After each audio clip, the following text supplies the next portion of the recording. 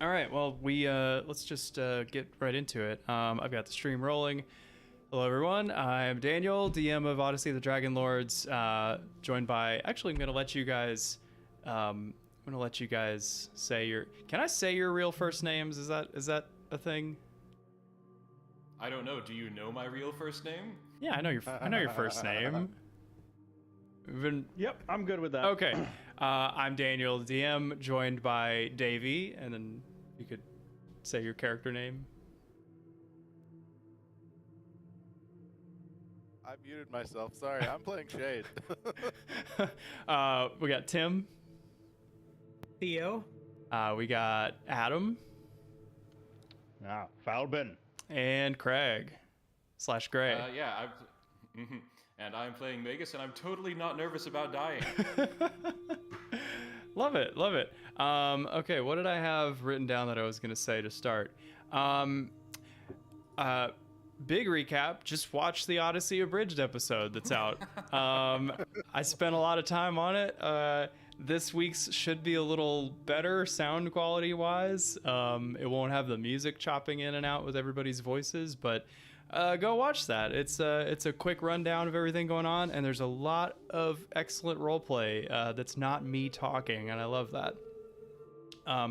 But I will give you guys, our players, just a brief recap just to catch you up. Last session, you guys returned to the Sour Vintage Inn, participated in a whole celebration and party after killing the boar. You got your reward of the golden arrows. Kyra did her first verse of her epic poem. Let's see. Shade and Magus had a duel out in the yard and almost killed it. Not you guys. It was really close. I was actually really impressed at that. Magus then immediately challenged Kyra to a foot race. Won? Question mark.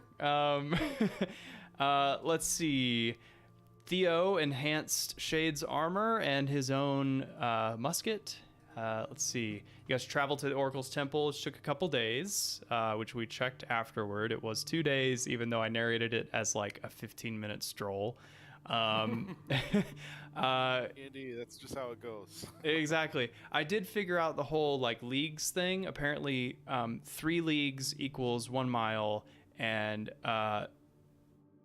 1 league is 3 miles, and that's the distance that you can travel in an hour, standard travel. So it's like 8 leagues is 1 day's travel because it's 24 miles. So That makes sense. yeah, so that chart makes a lot more sense now. Because I think it had it at 13 leagues in 2 days.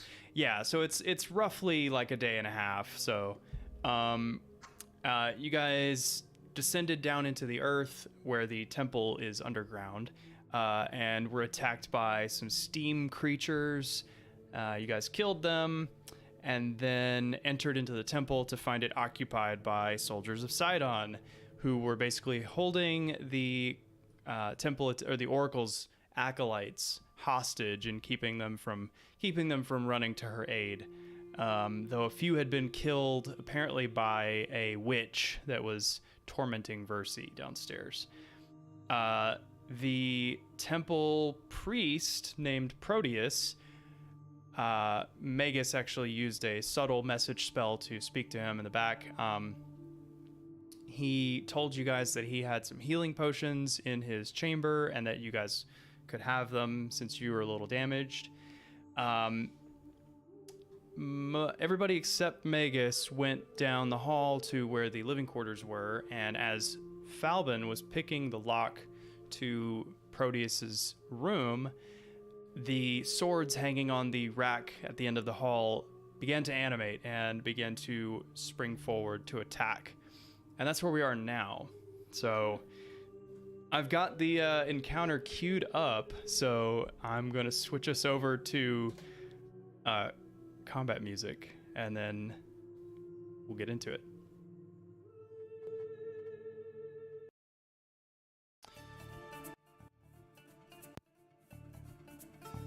It's a little loud for me. I'm going to turn that down.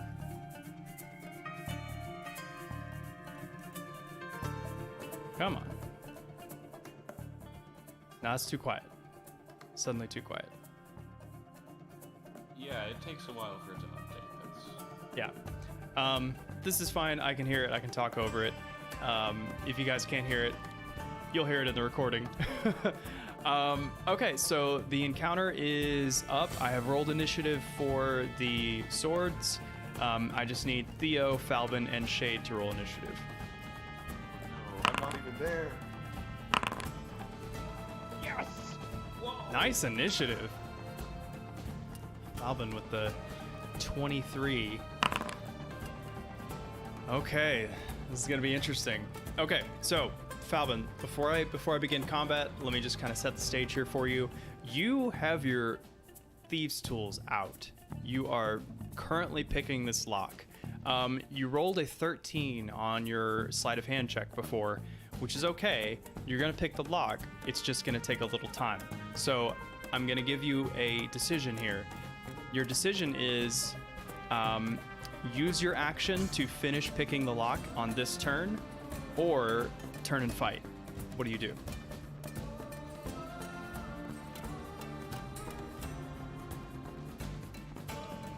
I see the swords come around the corner, and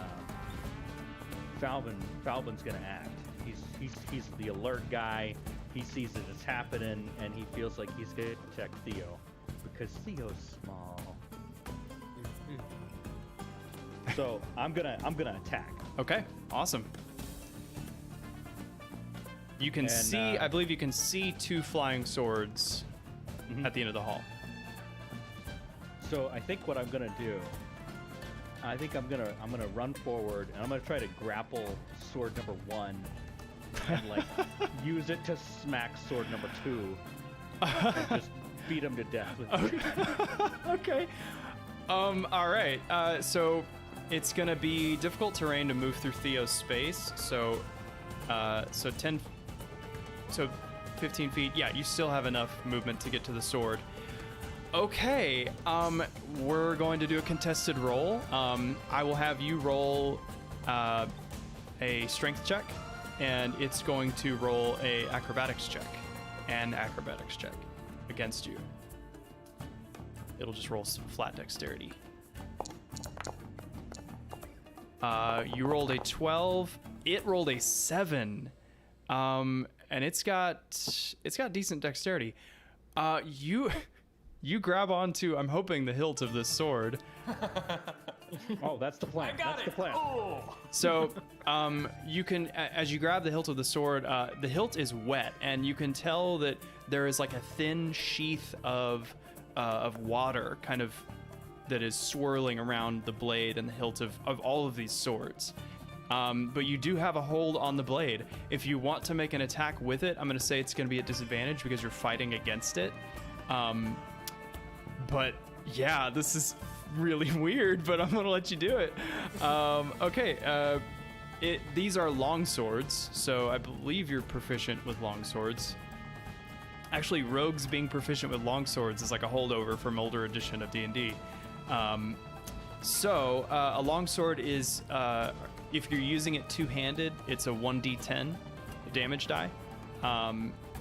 So I'll just roll your roll one of your dagger attacks, because it'll be the same modifier.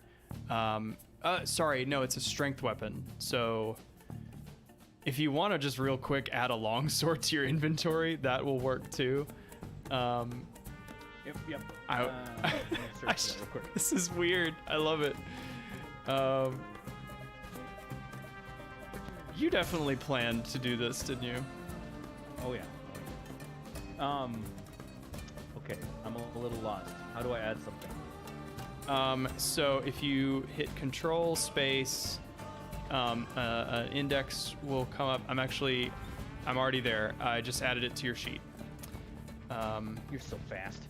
You know, I do this for a living, so... Or no, I don't, actually. Oh, no! So, you grab onto this sword. I mean, it's a disadvantage roll, but you rolled a 4 on the first one, so it's absolutely not going to hit. You grab onto the sword, and... ooh, that other one would have been nice, wouldn't it? and you're just swinging wildly. It is fighting you, and the other swords, you feel like you almost see them kind of look at each other for a second, confused. You do still have your bonus action if you'd like to do anything with it. So I'm assuming like I'm still holding this sword. You are. Yeah, it's still grappled. So attacks against the sword you are currently holding would be at advantage. So I think I moved, 5, 10, 15, 20, 25. I've only got like 5 feet of movement left. There is also a door on either side of you that you could use a free action to open. Yeah. I think I'm going to try to go to this door to the left here. Okay. Yeah, to my you can left. use your item interaction to open that door. Yeah, I'm going to take my last 5 feet and take the sword in here with me. Okay, all right. I'm just gonna. I'm not 100% sure if there's anything you have to roll for that, but I'm just gonna have you move with it. That works just fine for me. Oh my god. All right, you do still have a bonus action. Is there anything you'd like to do? Oh yeah, I'm going to hide. Okay, you're definitely not gonna hide from the sword you're holding. Just so we're clear. But I'll go ahead and roll stealth, and we'll see if the other 3, know exactly where you are. No! And that's a nat 1 hide check. You rush in the door with this flailing sword struggling at your hands, and there is a banana peel on the ground, and you slip, and it goes woo, woo, woo, woo, woo, woo. No, it doesn't do any of that. That's ridiculous. You just make a lot of noise as you go in there. Cool. All right, I believe that's everything you can do. Heroes of the Oracle. All right. Okay, up next, it is all the flying swords. So this one is going to come over here, and it is going to...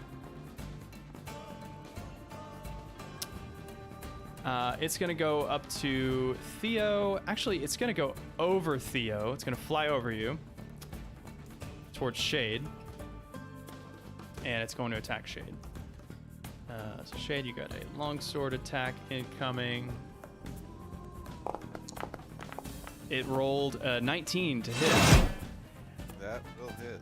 And 10 slashing damage. It rolled its full D8. Oh my god, okay. That's all it's gonna do. The next one is gonna come over here, and Theo, it's gonna fly over to you. And it's going to attack you with its body. It rolls a 15, which does not meet your AC, right? I think you're a 16? Yeah, I got 16. Nice. You like bring up your musket and block it with the barrel. Next one is Falben. It's gonna come right here and attack you through the door.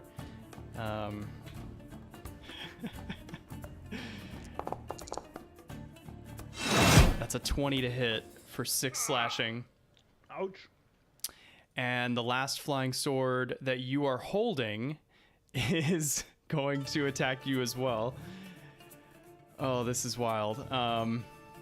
What, is it rolling a disadvantage? I mean, I'm still grappling it, You're right? still... Actually, because you're grappling itself, which is its weapon. So if this were any other grapple and you were grappling just a soldier and they had a sword, its weapon would still be free, but in this case you are controlling the weapon to a certain degree. So I like your logic. I'm gonna have it roll a disadvantage.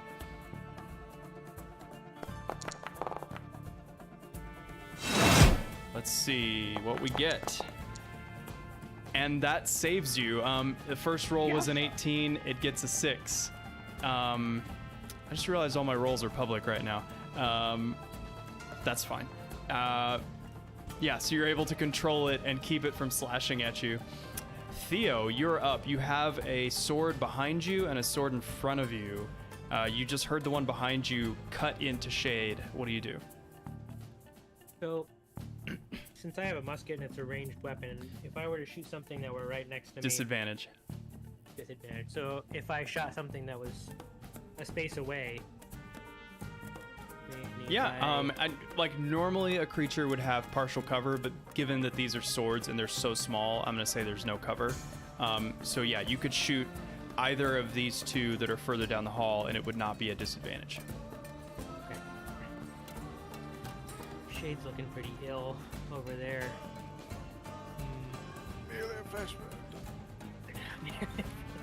There had better actually be healing potions in this room.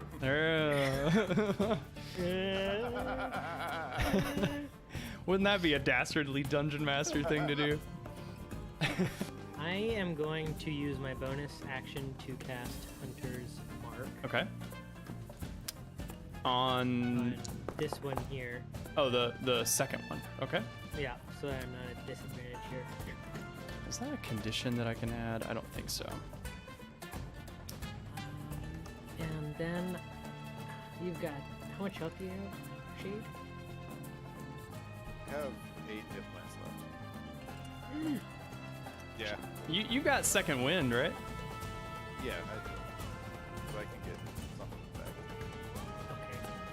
I'm gonna then go on the offense because that's the best defense, some say. Some would say. And I'm gonna shoot that sword that I'm focused on. That's a crit, dude. Okay, this does so much damage. That's 28 piercing damage. Okay, so at full health, you outright just shatter the sword that you're aiming at. And because this is a crit and it's piercing damage, I'm gonna say some of that's gonna bleed through to the back one. So he's gonna roll a dex check, or a dex save. And But wait, yeah, is he still grappled? he is still grappled. So yeah, he rolled an 11. I'll have him roll at disadvantage. Yeah, so an 11. Yeah, so what is it? 28 damage to the front one. He has 17 HP. So that's, he's dead, and then 11 damage to the one behind it. Amazing. I don't know why there's blood on the ground. These. It's the hill blood on it, that's why. If anything, it would be water because these are being animated by water. The hallway back here, Magus. So, Magus, with that huge Yeah, I imagine I boom, would hear that. you and everybody in the temple hears that gun go off. Amazing crit. Well done. Anything else? So you've used your bonus. Oh, you know what? Your hunter's mark damage. So the guy in the back, he'll take one more damage. He is badly injured. Anything else? I think you still have your movement. Some way that I could signal to Rue to come over here? I think you just did. Yeah, I just signaled to Rue. Yeah, we'll go ahead and add Rue to the. We'll go ahead and add her to the, or him. Is it a him? Rue is a him. Okay, I mean he's a machine, so whatever. But okay, you can go ahead and roll initiative for him in the combat tracker, and then he'll come in the next round, unless he's right after Shade, so he'll be in this round. Magus, do you want to also? Would you run to help?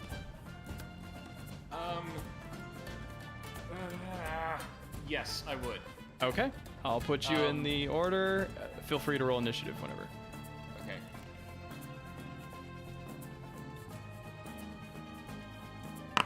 Man, I did not expect that crit to just destroy that sword. Okay, so we are on to Shade. You've been pretty badly hurt by this sword that cut you as good as it could. Yeah.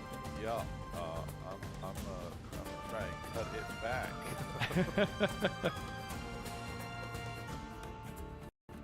All right.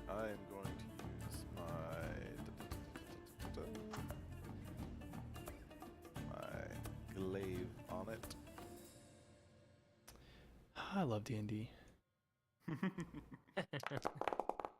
Ooh, 23 to hit for 12 slashing damage. You know what? I didn't even check if they have any damage resistances. They don't, so that's good. You do 12 damage to it. A lot of water just goes splashing on the walls. You cut a deep gouge in the blade. It is still flying, but it's badly hurt. And I will use my bonus action for second. Okay, go ahead and roll that second wind. Pretty good roll. It's very nice. That's I think. Oh, he got 10 damage on you, but that's most of it back. Okay, so I think we're on to Rue. So Rue is way at the other end of the temple. I don't know what Rue's flying speed is. 80 feet. So Rue can move pretty dang far. Dang. Rue be a bird. I'm gonna make Rue a little. bird. I'm gonna make Rue bigger. There we go. I actually cannot move Rue myself because I can't see into the fog. Oh, I What? see. Okay. Is that right? No, wait, I can. I am moving it. Yeah. You might just not be able to move him through walls Yeah. because you're drawing a straight line for him. Oh. Yeah, I can't see anything Here, else other than I'll that. I'll bring so- him over. It's fine. Okay.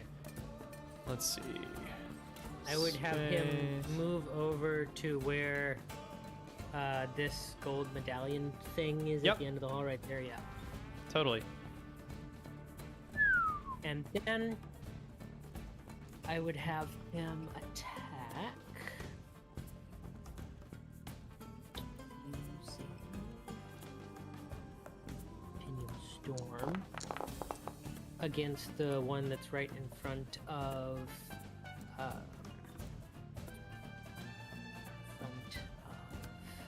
Of Falben? yes, Falben. Yeah. Good rolls. So you throw. But he's grappled. I believe. Not that it matters. Ride the grapple train. So, correct me if I'm wrong. Now I'm second guessing myself.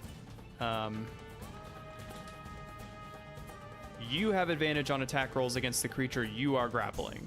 That's the only one that applies. Rue does not have advantage on a creature that you are grappling. All right. Yeah, so stop cheating. Wait, no, he's not dead. He had like 7 HP. He should have 4 now. Okay, he's almost dead. All right.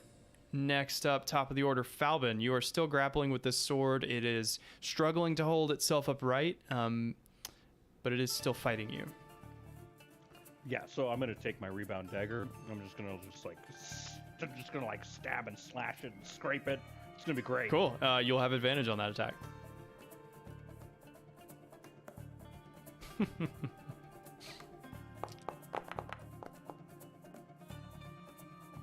I honestly thought this was going to work out worse for you. How do you kill this sword that you're grappling?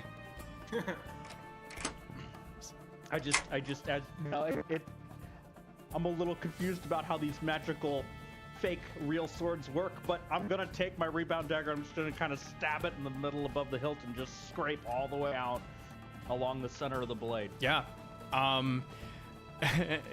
You have badly damaged this sword, and the remaining water sloughs off of it onto the floor with a splashes on the ground, and the sword goes limp. And now you have a damaged longsword. Loot the body. I believe you still have a bonus action. See, you guys are fine. I think I'm gonna come out of this hallway here, and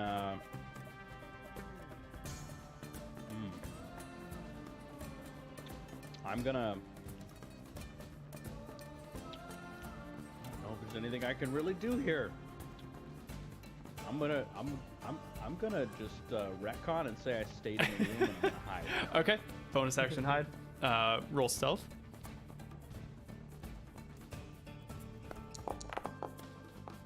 So get your crits out on that type of stuff. All right. Oh yeah. Okay, Magus, you have heard Theo's signature huge freaking gunshot. Yeah. It's like, I imagine just echoing so loud in this Oh, yeah. temple. Yeah, the acolytes are all like covering their ears and I turn wide-eyed to Kyra, and I just think in my mind, find the oracle, see what's going on. Are you messaging that? No, I'm hoping that like she can read my mind. Okay. So basically, I was like, Kyra, find the oracle. She just kind of squints at you. What? I am going to, and then I'm actually going to cast message. Well, I'm going to move, and as I'm moving, I'm going to cast message. Okay. And I'm going to cast message to the acolyte that's at the altar. Yeah, the one that's right next to it. Yep. And I'm going to say, Sister, I am sorry that we cannot help more immediately now. Who can we trust?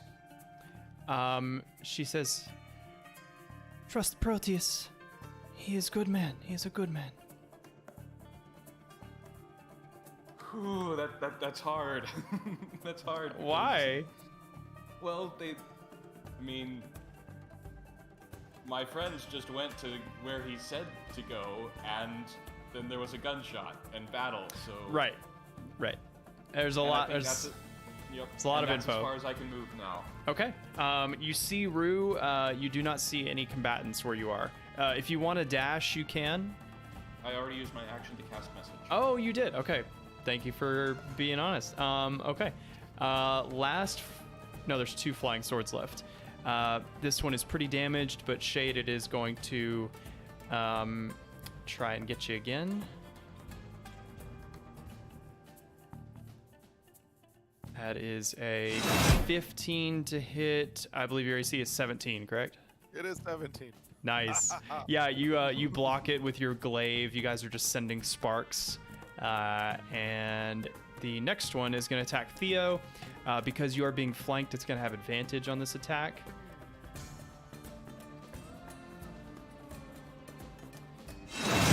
Grapple the sword. That's an 18 to hit, which I do believe meets your AC. That's going to do 6 slashing damage to you. All right. Theo, it is your turn now. You've just been slashed by a sword. It is right up in your face, so a shot with your musket will be a disadvantage.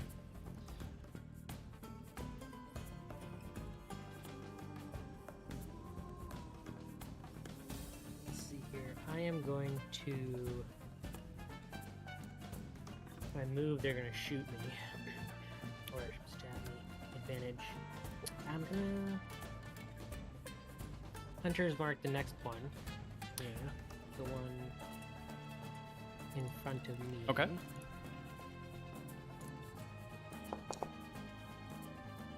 then I'm going to strike him with my musket. So 13. I believe their AC is higher than that. So that would have been a lot of... That was a full damage shot, man. I'm I'm sad you missed it. Yeah, you're struggling. It's kind of clashing with your barrel as you're trying to aim it, and it knocks it a little out of the way and ricochets off the wall. Pew, pew, pew. Anything else? You bonus actioned already, so I think you're done. Yeah. Shade. All right. Well,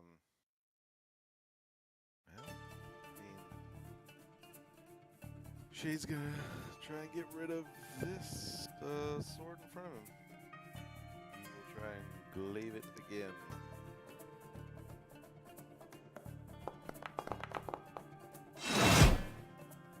It uses its hover ability to fly way up close to the ceiling as you slice horizontally, and then ducks back down in your face. You have missed. Anything else? Well, I think that's about all I can do. Okay. Rue. Oh wait, bonus action, move into my stance. Oh yeah, Nothing. you got it. Who's gonna focus on the same target Theo is focusing? And he's gonna do the old pinions tour. It's nice to have a good old. Oh, that's a 6 to Ooh. hit. Well, Ooh. Poor Rue. Yeah, Theo, you kind of have to crouch as like these shards kind of like ricochet off the walls around you. Does he want to move anywhere? no, he's gonna keep his distance. Okay. Like a smart bird. Back up to Falben. You are no longer engaged directly with a sword, but you can hear clashing and stuff going on to your left. All right, I'm gonna come out of my super stealth in this room. Okay, you did successfully hide, so this first attack will be at advantage. I mean, besides the fact that you'll be flanking it with Theo. Right. It's always And good so to I'm- make sure. I'm gonna come right up in its face too, so Wait, we're really. Real quick. What? Yep. Shouldn't I have been flanking that sword? You know between what? and I am so sorry. You absolutely should have been. Go ahead and roll another attack, and if it hits, we'll go ahead and let that count. I apologize. Yeah, Thank you Like, for. no, it doesn't do any better. So. Yeah, still doesn't hit. But great point, and I'll remember that next time. Sorry about that. That's cool. I'm coming in. I'm coming in. You and better. I'm gonna rebound the hell out You of better. And that's a crit. Yeah, dude. And it's a sneak attack, isn't it? And it's a sneak attack. Yep. So, this is a house rule that my last DM did with my rogue, is that the way I do crits in this game is called brutal criticals, where your base damage die is maximized, and then you roll the additional crit die on top of that. With sneak attack, that is also maximized. So, in this case, your sneak attack die is just 1d6, right? Correct. So you're going to get a full 6 for the sneak attack. Sweet. Yeah, so that's 10 base damage and then an additional 6 for sneak attack, making it 16. How do you one-shot assassinate this flying sword? I'm just coming out of the shadows, and I start at the hilt, and it's like I'm whittling it. I'm whittling it. Oh, amazing. Yeah. As if you whittled that dagger from a larger sword. Oh my god, yeah. It like turns its head really no, it doesn't. It's a sword. You just, yeah, like Shade said, whittle it down into a smaller sword and it is dead. Amazing. Would you like to do anything with your bonus action? Yeah, what I'm gonna do is I'm gonna take a moment, and I'm gonna go ahead and pick up that first longsword that I grapple. I'm gonna throw that in inventory. It's important to me now. Okay. I'm gonna say it's damaged and it's going to do a -1 to attack and damage. All right. But you know, it could maybe be repaired. Probably more expensive than just buying a new one, but hey, sentimental value is good, right?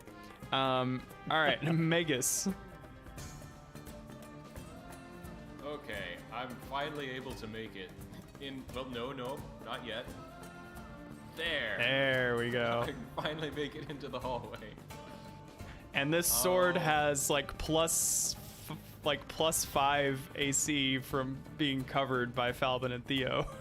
Oh no. I think it's actually +2 for every combatant between you, so it'll be +4. Can I do something crazy then? I want to hear it. All right, because we have established that Theo at least is short, and that also there is apparently a high enough ceiling to use hover on these swords. Uh-huh.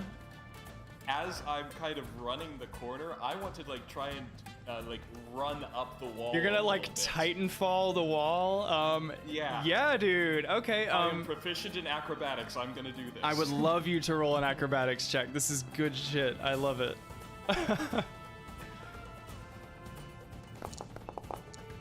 Ooh, and that's a 22. Okay, yeah. Do you want to also do an attack, and then we'll just narrate the whole thing?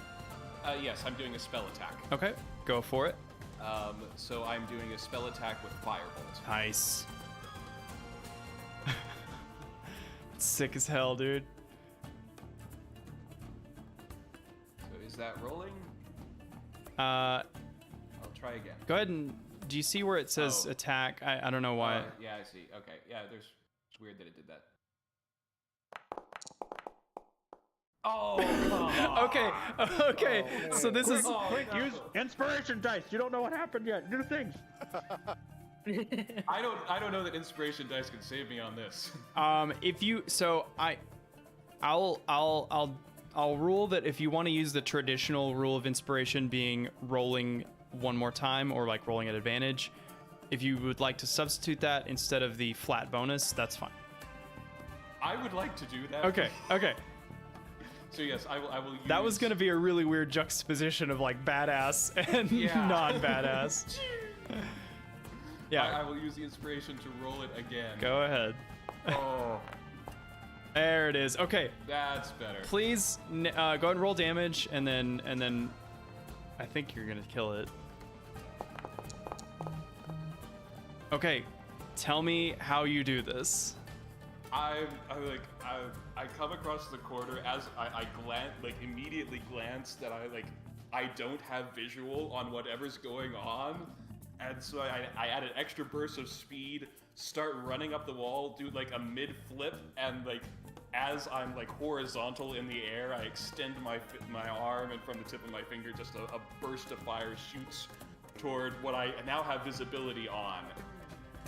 And as it contacts, it just evaporates the water off of the tip of the sword. Incredible. So you pull a whole like Trinity from the Matrix wall run, and your firebolt flies across Falben. You guys feel this burst of heat over your heads. It flashes the water to steam, and then the sword just clatters on the tile floor. Incredible. And we are out of combat. Amazing. Wow. So you guys are fine. You're fine. We're fine. Oh, that was... Yeah, where'd the swords come from? I don't know. Like everyone is telling me that I can trust Proteus, that this route is safe. I don't know. Do you have the potions yet? Are there potions? What's going on? Yeah, about that. I better get back to the door here. It was locked. So you already rolled your sleight of hand check. So you guys you're out of combat. You take another minute or so, and then you unlock the door. Click.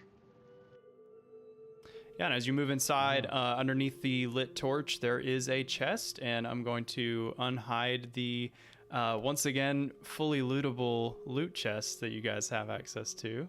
Guys, there's only bottles of poison and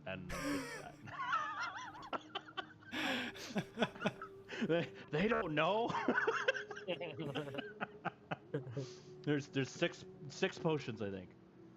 All right. You guys look like you fought for this the most. Like you all should get them before I do. I may take one. I'll snag one. Likewise. I love how there's all this blood on the floor, but it's really mostly not yours. It's swords. And Magus, were you able to loot from the loot chest? Yes. Okay. I was. I really like that. Like now that it's working, like the fact that I could just put it there and then you guys can just take it. I love it. Should we give the extra potions to Shade and Magus? Shade, yeah. Shade should, I think, hold on to it since he's the one Shade. in the front most of the time. And like, if you have extra, use them now because something's going on. I do not like how this is going. All right, we'll take another one at least. I will use this opportunity to drink my potion. Cool. So out of combat, using an action, you rolled it anyway, but house rule, it'll be full healing. So Full healing. yeah. So so it's 2d. So that would actually be 10.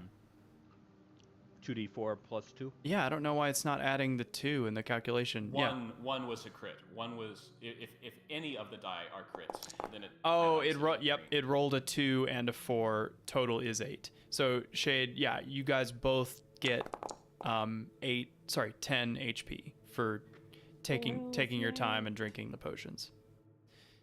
Yeah, I drank that very carefully. Yeah. Yeah, so the rule is like if you're in combat, you can use a bonus action to drink a potion, but then you have to roll it like normal. And then the rogue, one of the classes of rogue subclasses has a fast hands ability, and that if you had that, you could use a bonus action to drink a potion, and it would give its full effect. Ooh. So, see. yeah, I'll that grab this last potion of healing, and if we need to distribute it later, Do it. yep. Mhm. Love it. I'm gonna head back out of the room and just like start going back. Yeah. You guys also notice hanging by the door inside the room, there is a hook with what looks like a large key hanging from it. Oh. I definitely that. take that. Okay, Falben takes the key. Cool. I'm going to start leading the way, and I'm Whoa, going. people are to, just opening doors. What's gonna happen? I'd like to ready the action of using the boon of Mitros. If Okay. if I see like imminent danger. Okay, yeah, sure. That's fine. All right. So you guys are heading out of the hall. Where do you go now? Should we check these other Mm. doors, guys? Mm. Guys? Well, yeah, that's a good idea. Kyra! Uh-oh. Uh, Uh-oh. she's what? To the oracle. We need to get to the oracle. Yes, I know. Lead the way. Okay. I think it's this way. I mean, I know it's this way. Once more time with feeling. She says, I think this door's locked. Does anyone have a key? Ooh, I have a key. Just any old key will do. Oh, not that door. That goes. This is like a Buster Keaton, like, sort of like opening the doors, like, oh, there's a bunch of soldiers clothes. This one over here? Yeah, that one. You put the key in, and it fits and opens the door.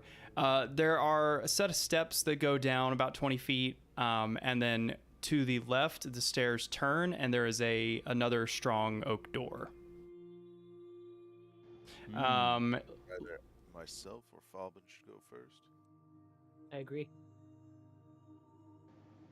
So there's just a strong oak door. Yeah, it's got Sydon's face carved into it, matching the face of the statue you saw outside.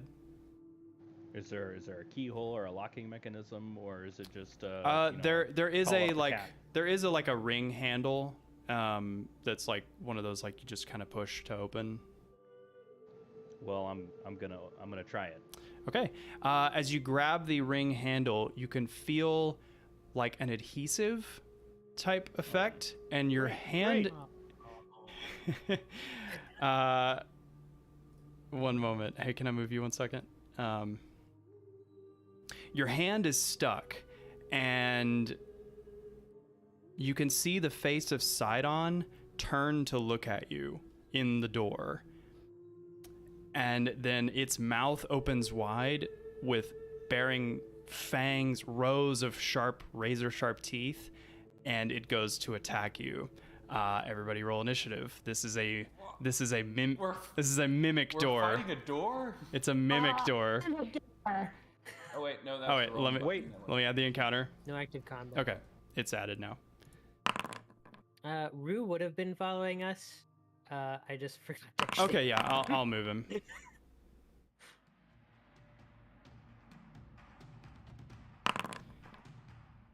Oh, it's a mimic door. Uh-huh. Oh no. That's a nat 20. So really, like, it's just because Elden Ring didn't have any mimics in it, and that was really upsetting to me. So, no, I'm just kidding. Where is Theo? Actually, I'm gonna have everybody back up. I'm gonna have everybody back up one space. Just, oh yeah, because Falben's at the front, and then Shade, and then Theo, like I that. keep hitting the roll initiative, but it's not. Let's see. You're already rolled. You have a 14. Well, I just thought I'd try again. Go ahead and roll for Rue. Oh wait, I didn't add Rue to the. No, yeah, she's in there, or he's in there. Okay, you guys are in a nice little conga line here. With the door at the bottom, Falben's hand stuck to it, and its mouth reaching out to bite him. Let's go ahead and begin combat. Let's see, who's up first? Falben, you are grappled by this mimic door. Once again, holding onto something dangerous. Yeah. Yeah, what, Is this gonna become a habit? Yeah, it might be. All right, what are you doing?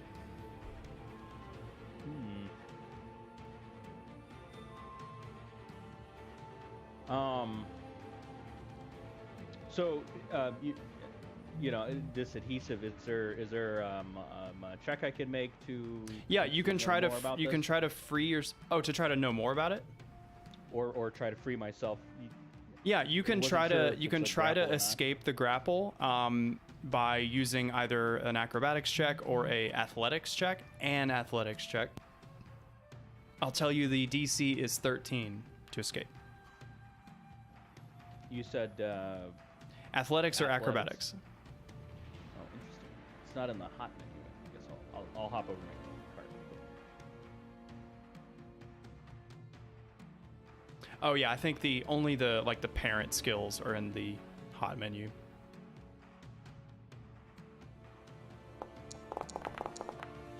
That's a 23. Yeah, so it's like you've only got the slightest touch on the store handle when you notice it come to life, and it hurts, like it stings your palm, like it takes a little skin with it, but you're able to pull your hand off. Okay, so that is your action to escape the grapple. What would you like to do?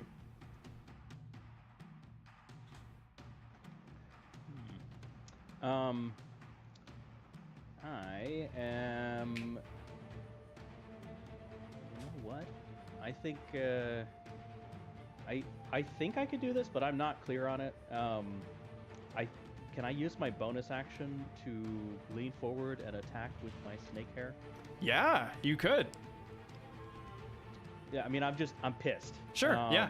Like, So, I mean, It bit this you. is like an visceral, emotional thing that's happening here. It's like a gut reaction. sure. And so I'm leaning forward, and my hair comes alive, and I'm attacking. Yes. So we had a Medusa in our last. 17. Yeah, that absolutely hits. Your teeth sink in, doing 8 piercing damage, and your snakes are stuck. Oh no! Oh no! Well, that's fun. So, in addition, I think it needs to roll a Constitution save or be poisoned. Funnily enough, it's not immune to poison, so yeah, it'll do that. I bet you didn't think you'd. Make great. doors like they used to. It rolled an 8. It's poisoned. Okay, so it's got like disadvantage on ability checks, I think. Disadvantage on all attack rolls and ability checks. Wow. Okay. Ooh, Sweet. nice hair. I think that's all you can do, right? I think I'm shafted. Oh, that's wild. Okay, Magus, you're up. Oh, it's a stationary foe. I'm going to create a bonfire under it.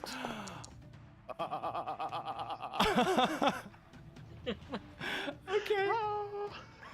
Okay. There is suddenly a roaring bonfire at the foot of this door. Okay, what is it? It has to do a dex save? So, yeah, it has to do a DC 15 dex save or take 1 fire damage. Oh boy. Okay. Okay, it passes. It rolled a 17. Okay. And let me actually. So look on does the that. dexterity save, is that like you jumping out of the way, or can you stand there? Okay, so it has to make its saving throw again if it ends its turn there. So even though he didn't take damage now, he might take damage at the end of his turn. Yeah, it stays. Yeah. This is a continuous effect. Oh, wild. Okay, cool. Anything else? Nope. Okay. Shade, you see Falben lash forward with his snake hair and then stop, and he's like struggling, and the snakes pull taut. What do you do? Well, And there's fire casting dramatic shadows on the wall. exciting. Do I have to roll anything to see if I know anything about mimics? If you would like to make you could make a nature check. Would that take one of my? So actions? if you let me check my house rule, because I do have a house rule on this, and I want to be consistent about it. Skill checks during combat are free to attempt, but cost an action if you succeed. Half movement is lost if you fail to check. So They cost my action. Okay. Yeah. I don't want to do that. All right. Well, not knowing what else to do, and you're gonna have to tell me what I'm allowed to do with this. I would like to grab Falben and rip him off the mimic. Oh. And swap with him. oh boy. Okay. Yeah. So I'll.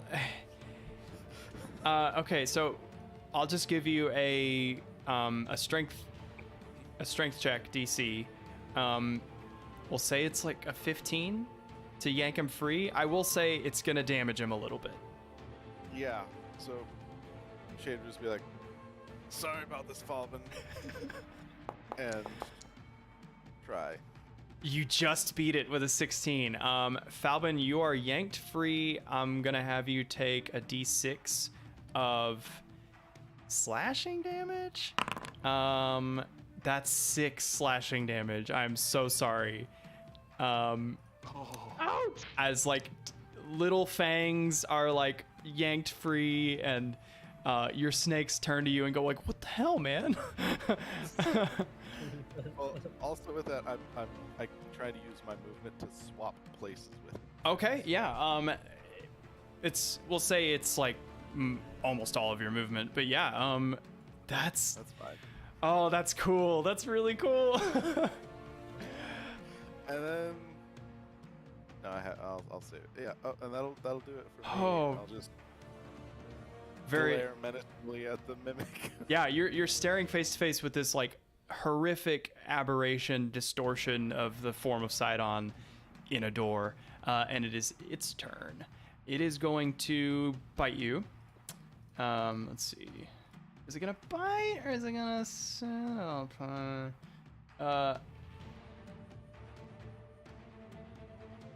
It's going to bite you. Okay.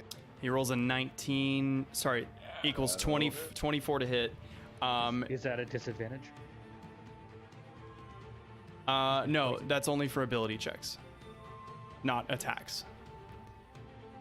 So that does hit. It's going to do 5 piercing and 2 acid damage. You are. It says attack rolls and ability checks in the book. Does it say that? Oh, I'm It so does. sorry. Yeah. Let's try a disadvantage. Good call.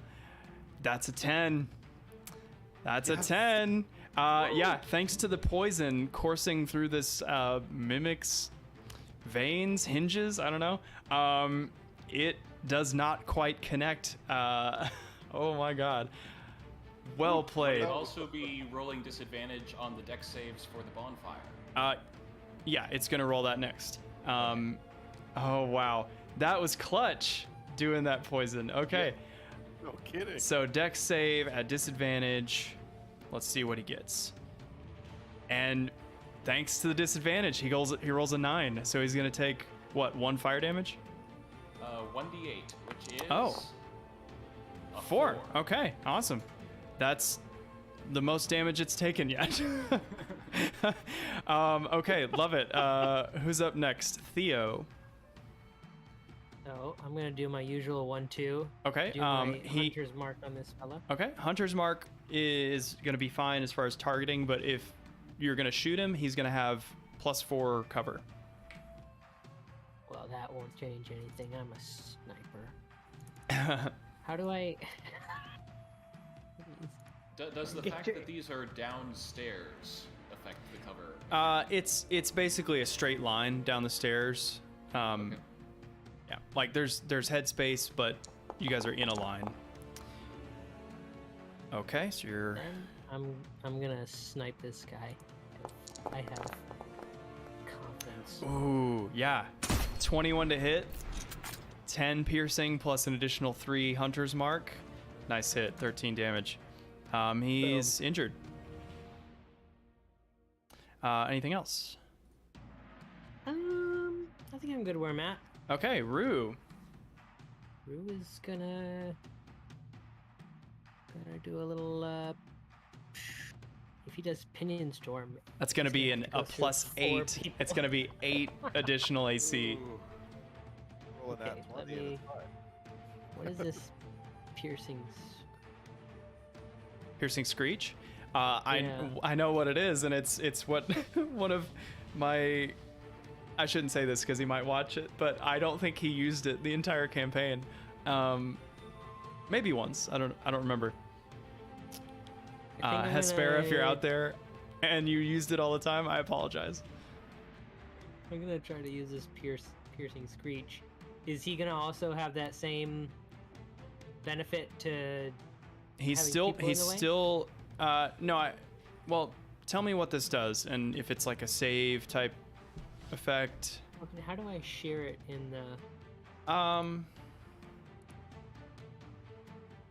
Do I click on I it? think you just click on it. There it is, Stimfe emits an ear-splitting cry directed at one creature. Yeah, you don't have to have a clear path. The target must succeed on a DC 10 Constitution saving throw, which it'll have disadvantage at, or it takes 1d6 psychic and is deafened.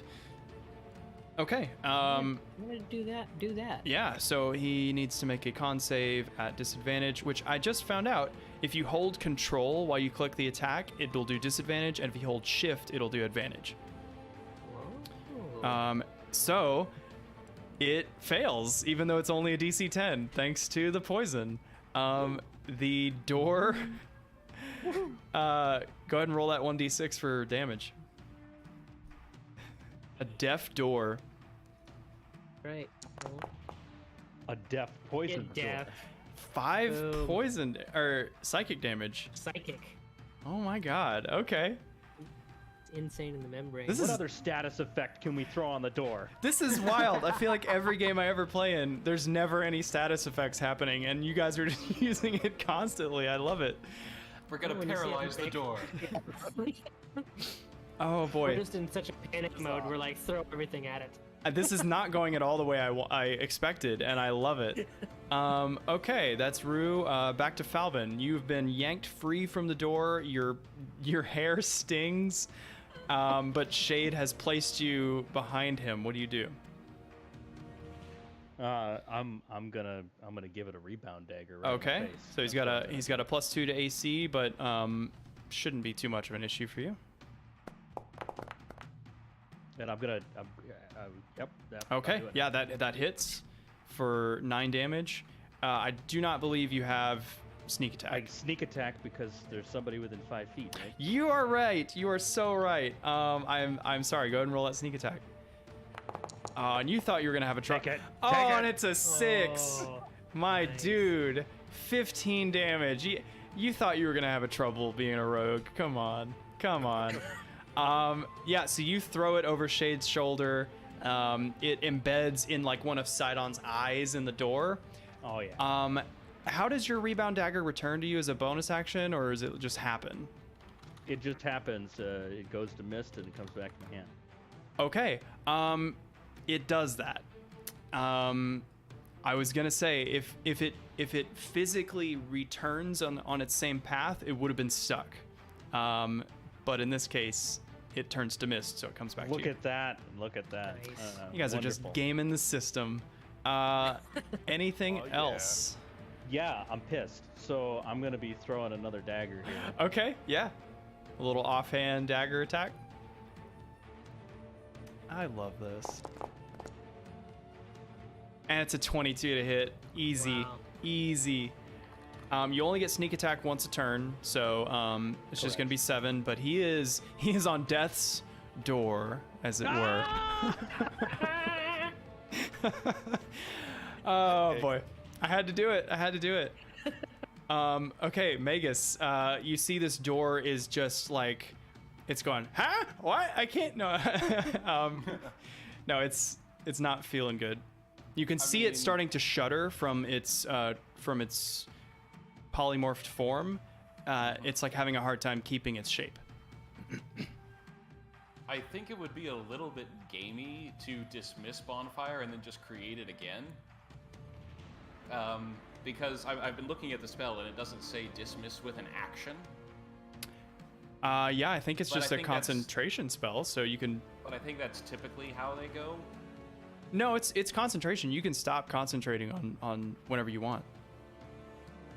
Because then I could just stop concentrating and do it again for immediate damage. You know, it's nothing in the rulebook says dogs can't play basketball, so All right, so that's what I do. It's like I dismiss the current Bonfire and then just bring it back. amazing. Okay, so he has to roll the He dex has to save make it- he has to roll at a dex save. disadvantage. At disadvantage. And he rolls an 8 and a 5. So Yep. that's a fail. Go ahead and roll damage. So he takes another 4 fire damage. Another 4. He is still with us, but Oh. he is barely with us. Very clever though. Anything else? No. Okay. Shade. All right. Well, I'm gonna go to the glaive. Trusty glaive. Trusty glaive. When in doubt, glaive it out. This is exactly right. Oh. I use my inspiration to re-roll that. Okay. Try again. Then just roll it. Like Yeah, it is. just roll another straight roll.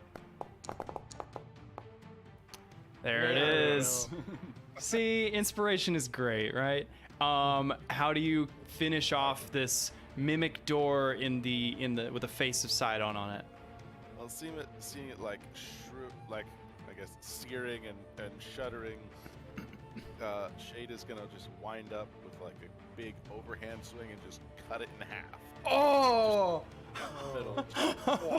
Shade, you have to kind of like squish up against the wall as this glaive comes way overhead. Then he just slices down, and instead of like sounding like splinters, like wood cutting, like you would expect, it's just this like goop as you just cleave right through it.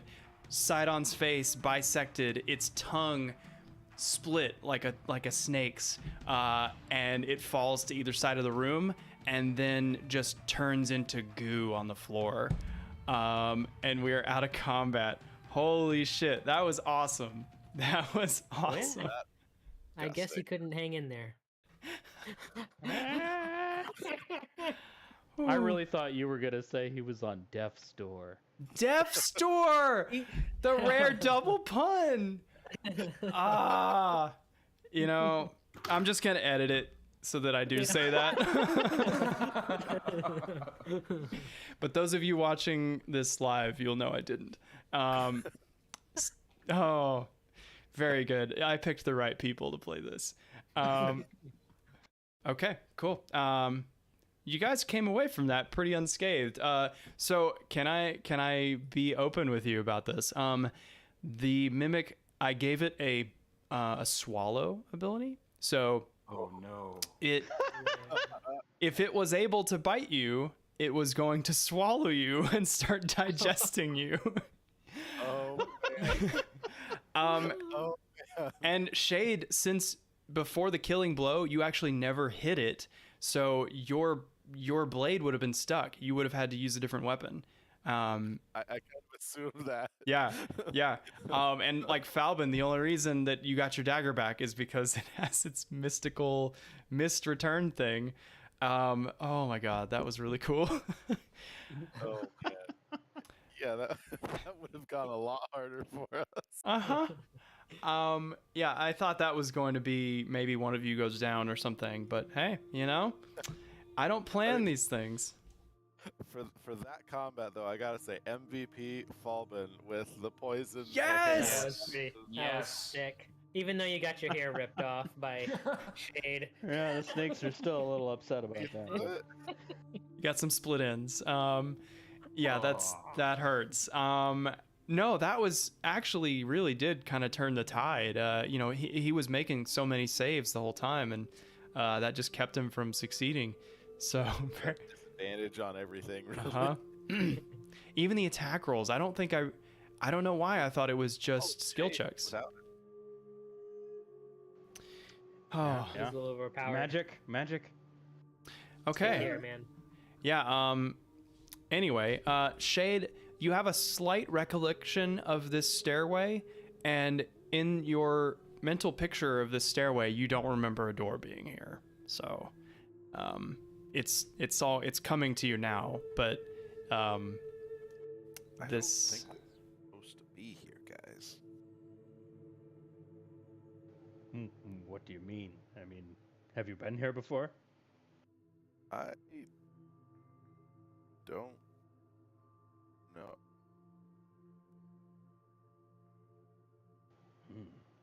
Well, shall we carry on then? There is a oracle that needs saving. Yes. okay. Imagine so. Mhm. I'm just gonna go ahead and like do it now. I'm invoking the boon of Mitros. Okay. All right. Tell me what you're doing. Well, like how does this work actually? So are you doing a prayer? So in general, in this game, the framework is you can do a prayer or like a sacrifice. A prayer is something you could do like quickly. You know, if you just have a moment, you could even do it in combat. A sacrifice is going to be more than like it's going to be more of like a once a day kind of planned ritual type thing. But based on what you do, you can gain a favor from whatever deity you invoke. Oh no, like I'm using like the charm of heroism. Oh, the charm of heroism. Yeah, that you got from from sacrificing the boar. Yeah. Yep. Absolutely. Yeah, you go ahead and use that, and you feel just a like a slight twinge of that same protection and sense of safety that you felt when Mitros shone down on you at the boar. So you gain plus 10 temporary HP, I should have plus 10 temp HP. and you are under the effect of the blessed spell for 1 hour. Wow. It's very good. It's very good. And I love that there are different things that you guys would have gotten depending on who you sacrificed the boar to. So that's a cool little spell effect. Okay, but yeah, you got the thing. Falben would definitely lean over to Shade and be like, by the way, that hurt like hell, but I think you saved my life. Yeah, it didn't look so good, but sorry about the hair.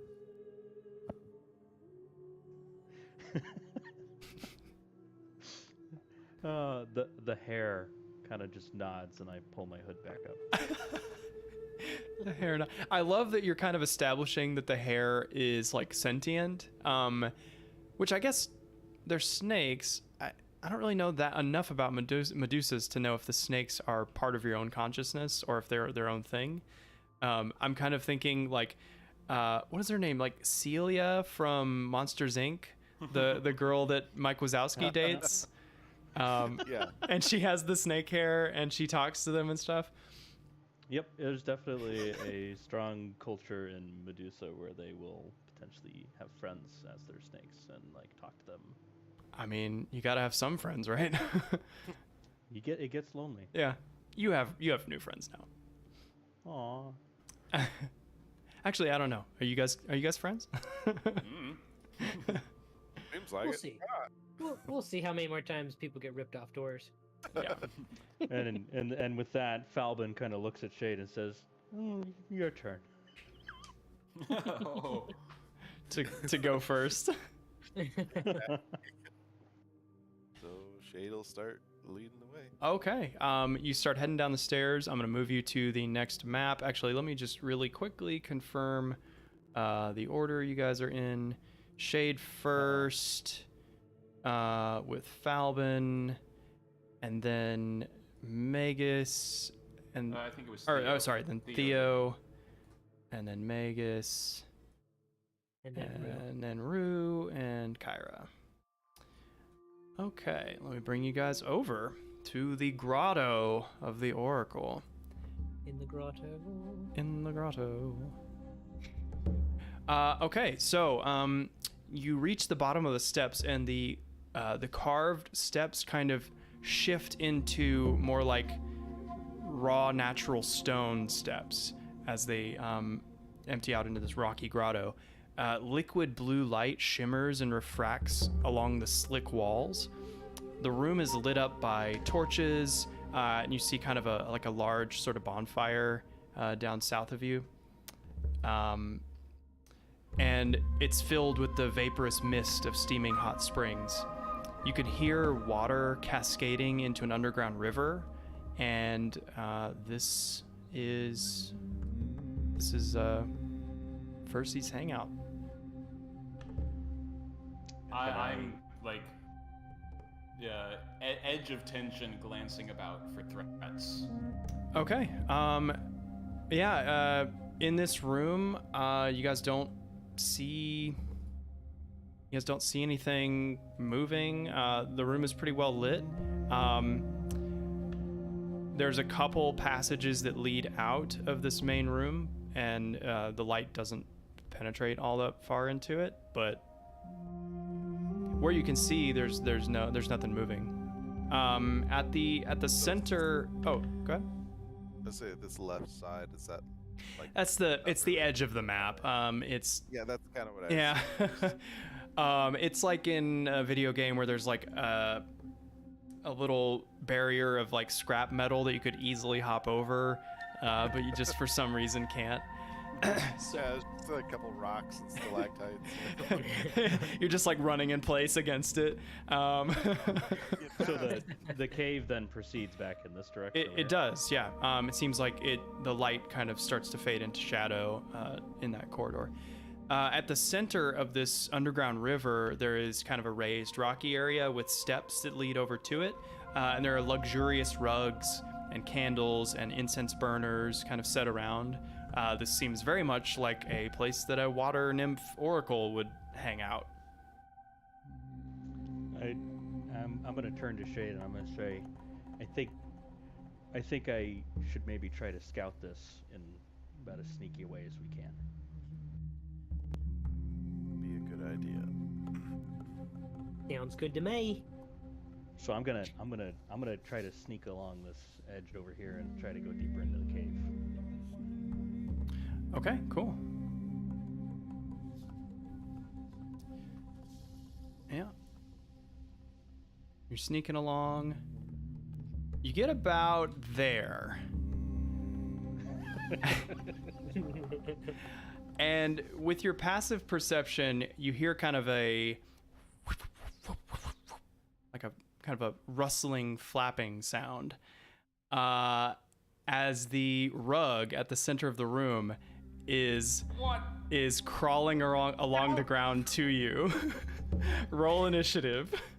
What? All right, let me open up the combat. Okay, go ahead and roll initiative. This is some Aladdin My shit. passive stealth wasn't enough. No. Nat 20. You can't Nice. hide from the rug. That's a 29 total initiative. Very nice. This is a big old rug too. Okay, is that everybody? I think we're still missing Rue. Trying to...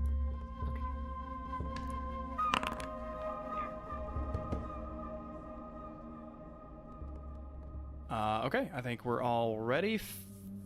Let's see, there are combatants. Oh, the rug hasn't rolled. Okay. All right, starting combat. Top of the order is Falben.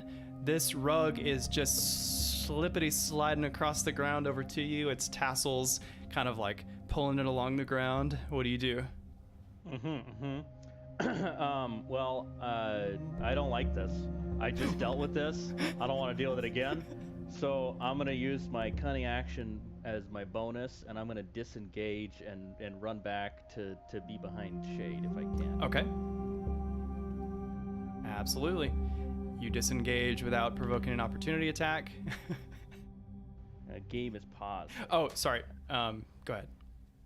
And 30 feet is about as far as I can get, right? Uh-huh, yeah. So I'm gonna do that, and then I'm gonna just give him a rebound dagger, my trusted rebound. Sure. That's a nat 1. Oh no. Your dagger goes clean over it. You're pretty startled by this, but it does return to you. You've already bonus actioned and moved, so I think that's all you can do. We're over to Rue now. Rue is can cut a fine rug, so. Cut a fine rug. Okay. Gonna do a strike. I'm suing you. 18 to hit. That hits for 4 piercing damage. Rugs don't like piercing damage. All right, so I say that he's not vulnerable to piercing damage. I didn't mean it to come across as like some veiled meta language. It's cloth in general. Yeah. Why are we talking about Facebook? What? Ouch. The meta. Oh, okay. Shade, you're up next.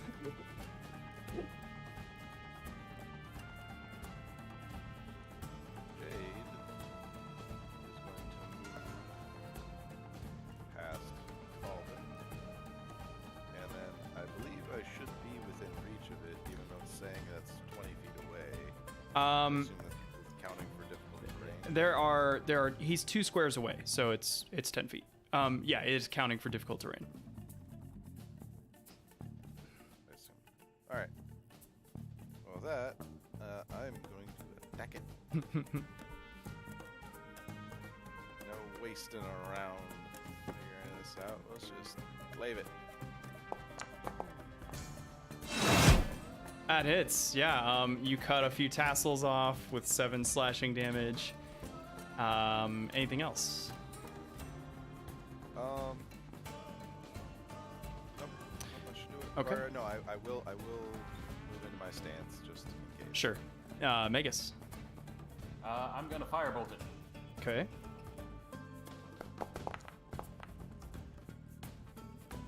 You guys are rolling so well. Yeah, that hits. Oh, awesome. I love that effect. Yeah, doing 5 fire damage. It seems like this rug is really like wet, so it doesn't immediately light on fire, but again, not in a resistance type Okay. way of saying that.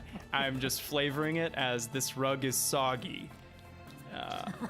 It's moist. Down the hot springs, so. Anything else?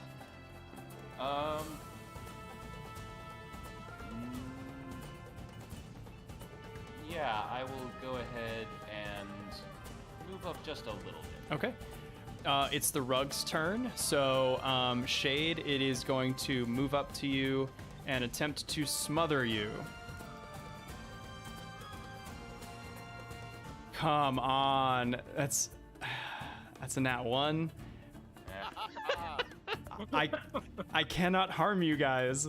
And it doesn't have any cool legendary actions. So, Theo. A sad little rug. You guys thought every session was going to be like the opening one with the boar. I'm telling you, it's not. Poor thing.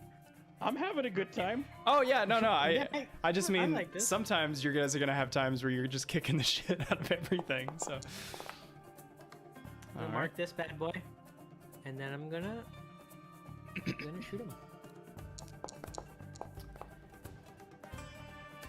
That just misses, actually. And up to Falben. You ran away bravely.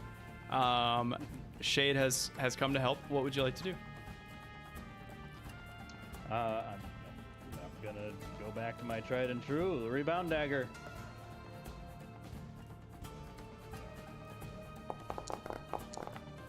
And yeah. That hits for a super solid 9 damage with sneak attack. Uh-huh. Yep. I didn't forget about you. Oh, nice. 13. This thing is getting pretty shredded. Bonus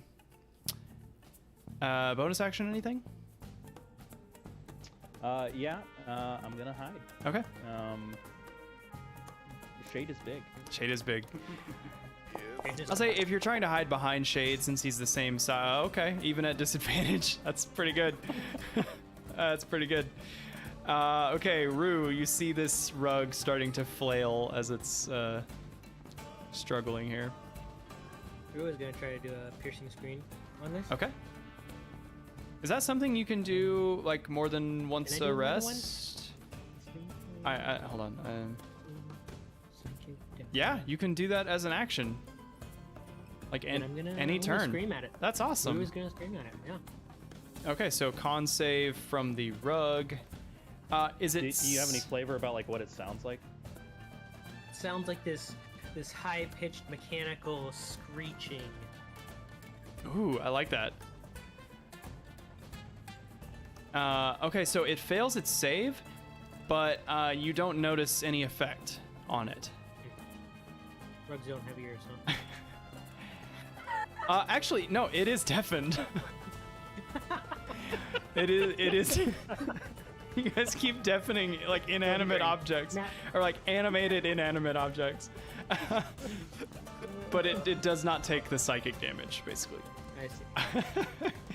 All right, Shade. Well,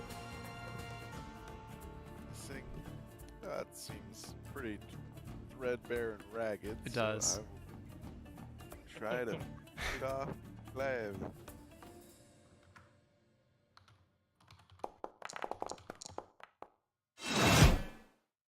And how do you defeat this Rug of Smothering?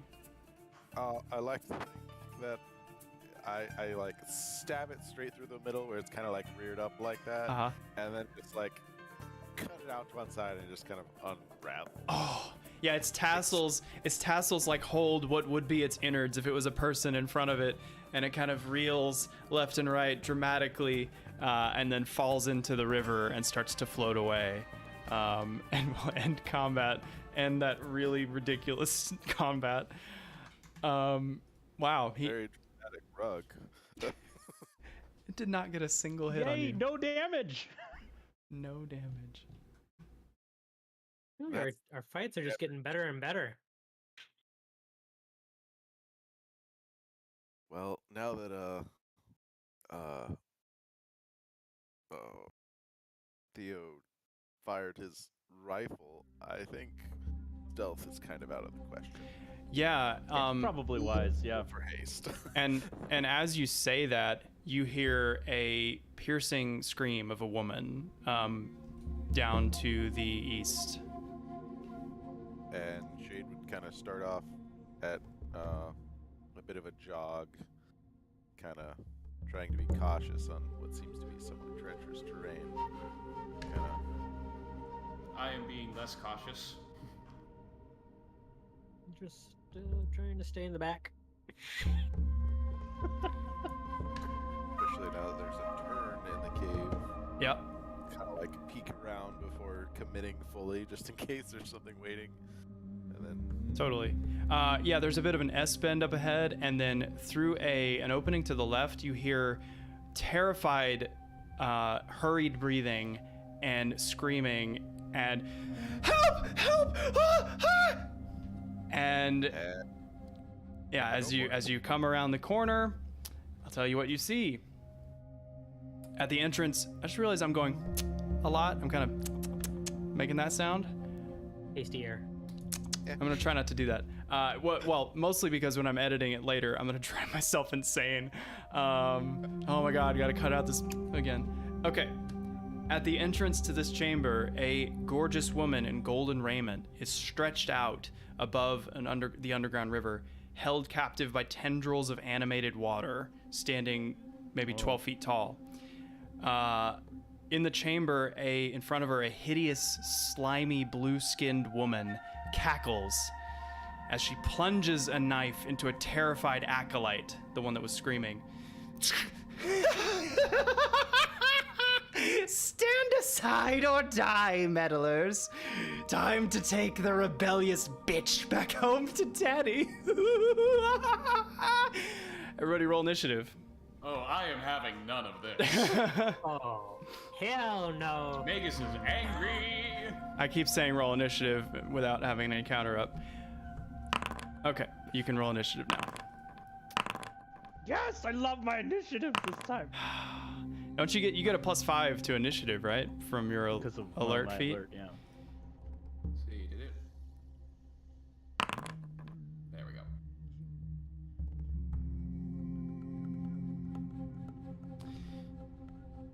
Okay.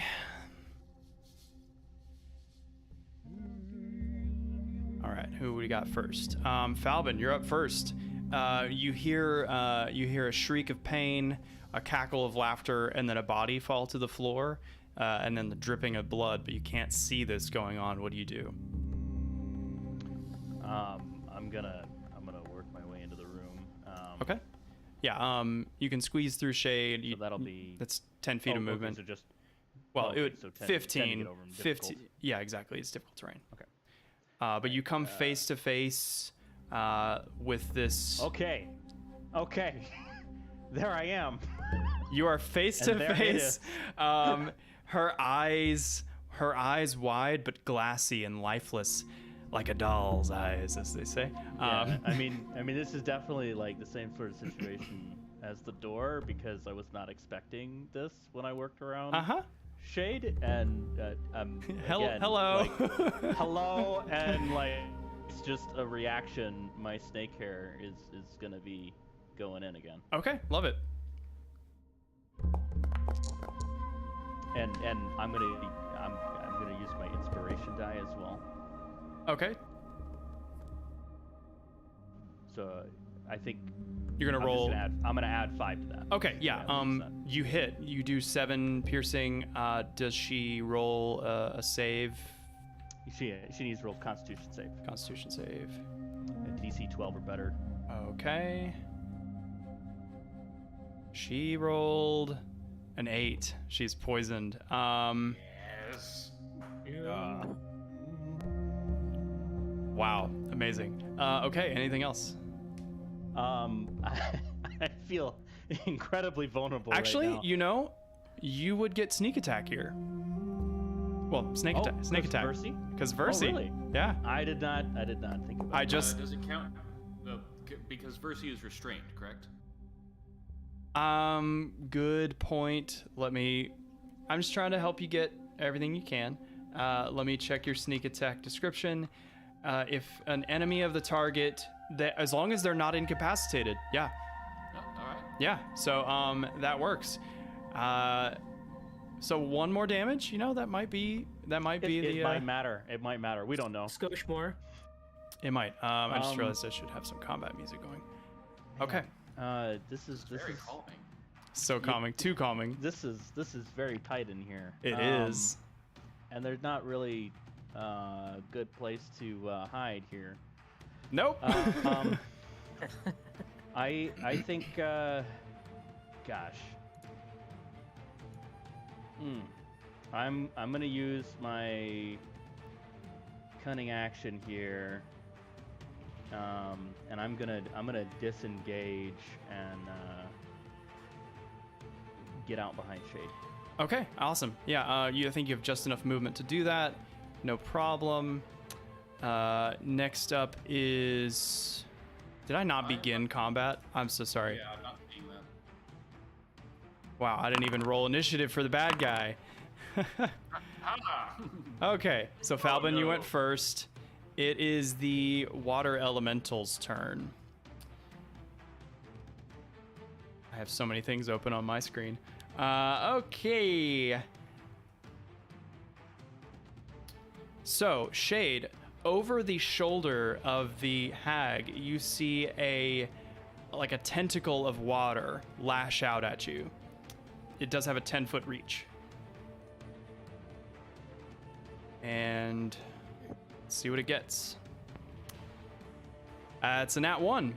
So, yeah. I like this. It splashes against the wall, wets your face, but then it, like a tape measure, recoiling back. Let's see, Theo. Just real quick to interject, I didn't read this well last time, but the poison effect from my snake hair only lasts until the beginning of my next turn. Okay, good to know. Or thank you for checking that. Theo. Right. I'm gonna do my old 1-2. Cool. Aiming at Versi. Versus the Oracle. Die, Oracle. I'm gonna aim at the water weird. Okay, I'll say if you can move up one space, that'll get you more of the line of sight that you need. I'll actually be able to shoot. Yeah. It is gonna have since it's holding Versi, it's gonna have +6 to AC. Yeah, I'll shoot our enemy this time. Okay, so that would And just be maybe +2 yeah. against the hag. Maybe I'll. Yeah. You guys clearly recognize this as a hag now, seeing it. Yeah, definitely what I would say is that. You could tell from the green hair. And the Yeah, kind of just a horrible appearance. Okay, so I'm going to roll this if I can. I'm in position, and I am now. It's so fun seeing you guys' cursors just flying around the screen. Roll that, and then I'm gonna shoot this hag.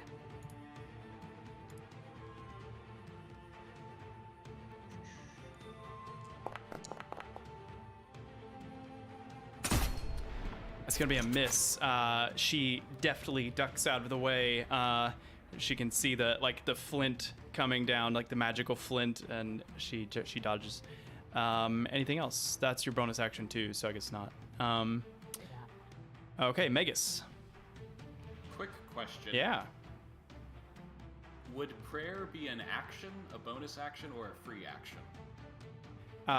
Not a free action, but let me check one thing really quick. Prayer.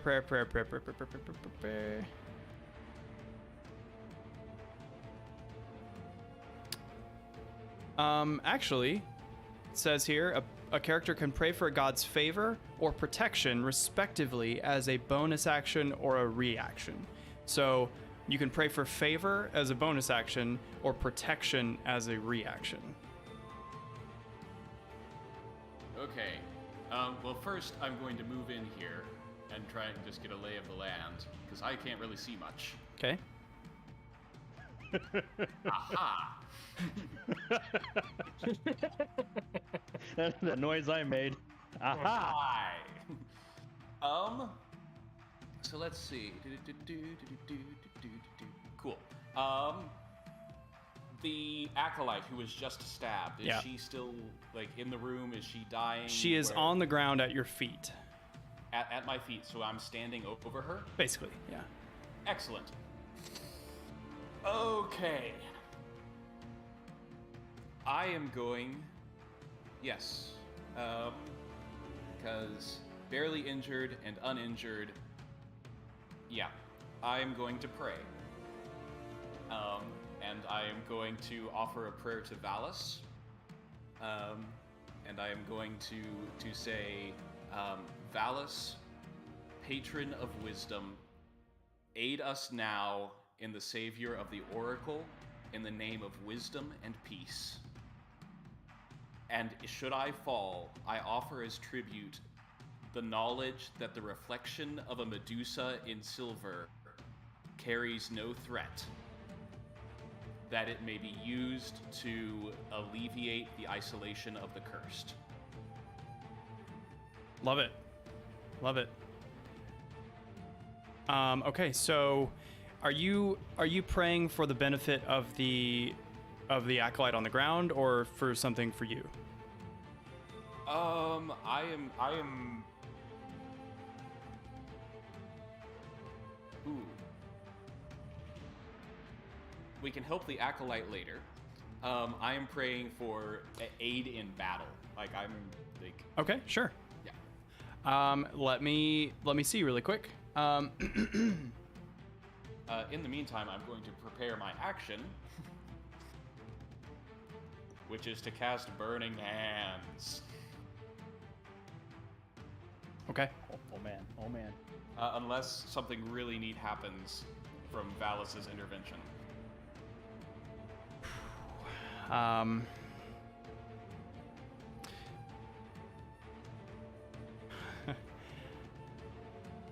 Okay. What were you planning to do just now? Burning Hands. Okay, so through the stone, you see the gold. There's like piles of treasure and gold. The already reflecting candlelight bouncing off the gold coins is suddenly intensified by a small beam of light that seems to go straight through the stone and brings a kind of a golden reflection on your faces, those of you in the room, and you are granted a favor that will allow you to impose disadvantage on an enemy save against one of your spells or abilities. Okay.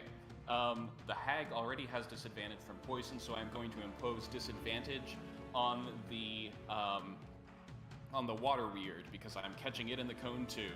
Okay.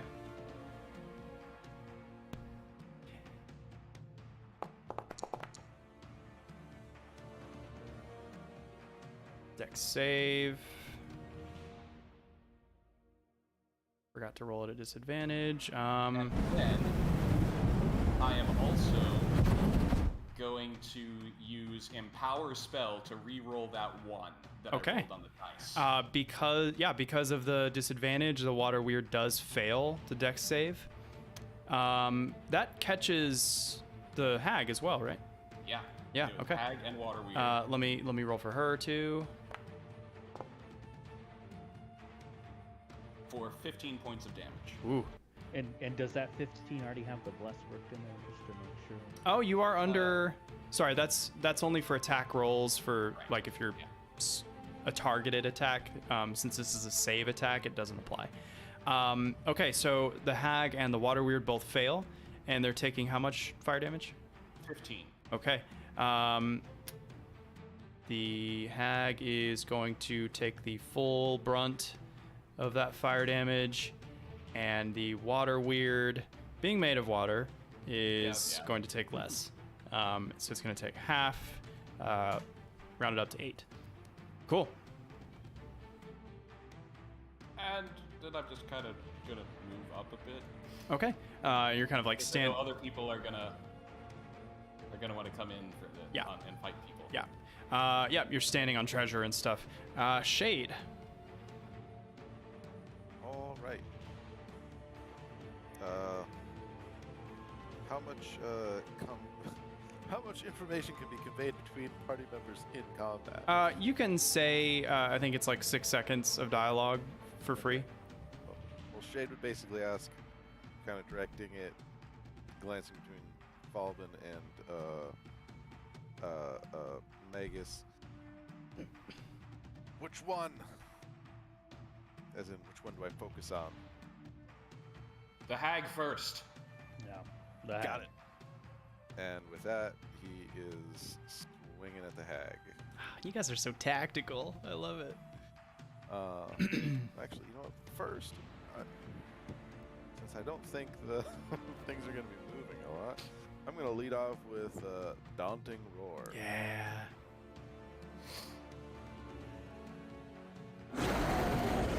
We love a good daunting roar. So awesome. Targeting is the hag and the water weird. Okay, so they make wisdom saves at disadvantage. The hag rolls a 4, and the water weird rolls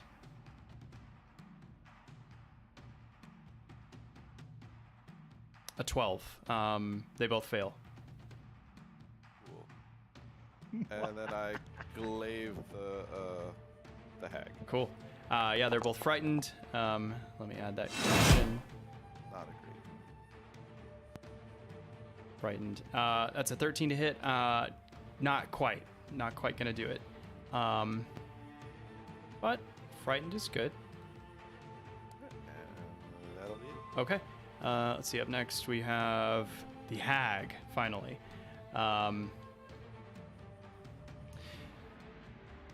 She.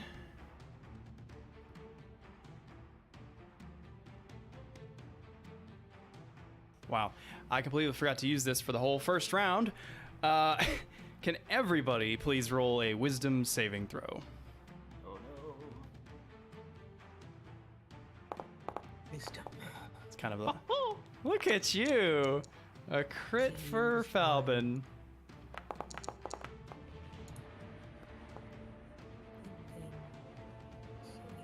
Okay, oh, and Rue? Yeah. Okay, Theo, Shade, and Rue, you are all frightened of the horrific appearance of this hag for 1 minute. You can repeat the saving throw at the end of each of your turns with disadvantage if it's within line of sight.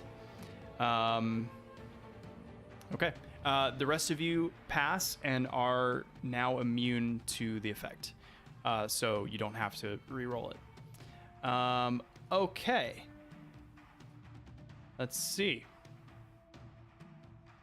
Oh my god. Okay. Okay. Magus. Sorry. Yes? Can you please roll me a wisdom saving throw?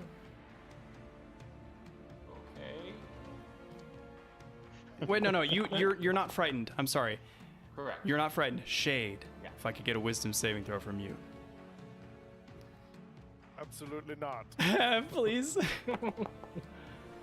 Whew. Okay. You see her just give you this death glare. She is so close to you. Her mouth is just dripping all kinds of, like, who knows what. Her eyes, you cannot even get a bead on where her eyes are looking, but you can feel it deep within you, but you resist the effect. Let's see, that is an action. Rue.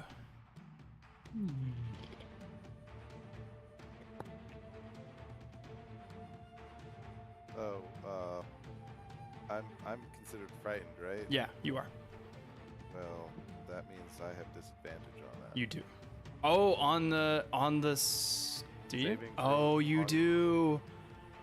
Which is hilarious because I'm frightened of her and she is frightened of me. Yep. Yep. Everybody's scared. Everybody's scared. It's a scary situation. Oh boy. Oh, you still passed. Okay. It's Wow. it's bad if you fail. I'm gonna tell you, it's bad if you fail. I believe it. Okay, Rue. Rue's gonna move up and do the old pinion. Okay. Pinion storm against the hag. On the hack, that's a hit. For 5 piercing damage. Very nice.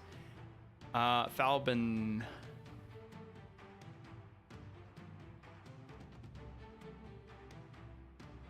Sorry, I was talking with my mic off. That's okay. You since are Rue- frightened, which means I you. am not. Oh, you're not. Sorry, it's you. It's Rue, Theo, and Shade. I apologize. Right. So since Rue is airborne, can I stand in the same square? Is that okay?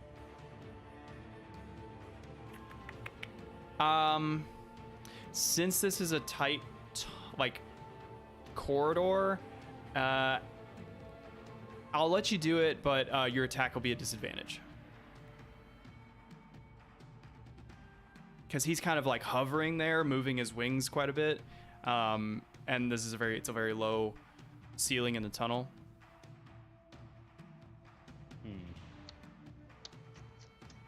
But you won't be able to end your turn there. But normally you wouldn't be able to attack from that space, but I like where your head's at.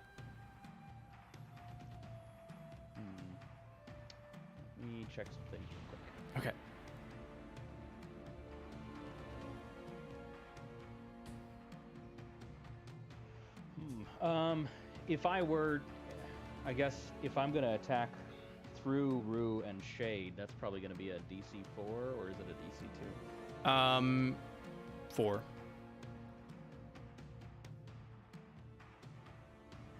But it's never been a problem for you. It's never been a problem for me. I just get line of sight of the hag. Yep, standing that's there by enough. Theo, so I'm gonna go ahead and give her the dagger from this. Is there some? I guess flanking is not going on, even though I have 2 allies. You'll get sneak attack if you hit. But since Versi is not, she's restrained. She's not able to like actually present a threat. If she was just on the ground fighting, then maybe. But that's enough. That'll hit. For 7 plus your sneak attack. Oh, plus additional 5. 12 damage. Very nice. Yeah, your dagger screams through the narrow corridor, slices her, sending blue blood onto the ground. Anything else? Yeah, just to make sure this next round goes well, I'm gonna go ahead and hide. Okay. Maybe try to get an Bonus advantage action on next hide. Go ahead and roll stealth.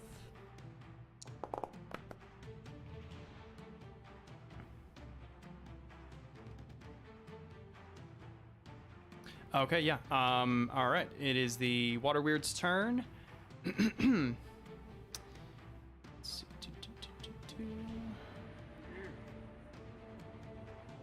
The poisoned effect is now off of the hag. Okay, thank you. All right. The Water Weird is gonna lash out at.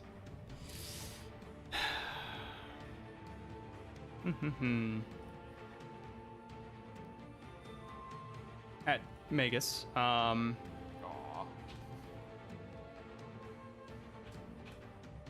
Let's see. Ooh, that's a 22 to hit. That hits. You take 15 bludgeoning damage. Ooh. And you are grappled. Grappled. Yep. Fun times. So that just means I can't move, right? What? What? I can do it. I can my sentinel thing. I should be able to impose an attack within going against an enemy against.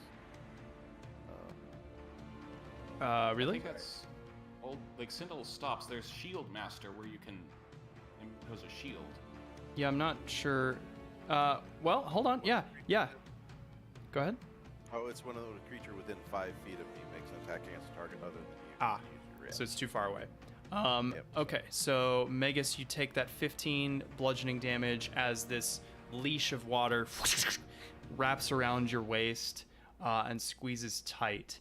Let's see.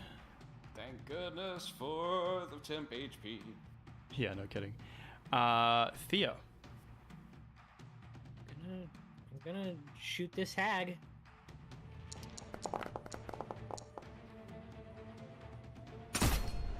Okay, let's see.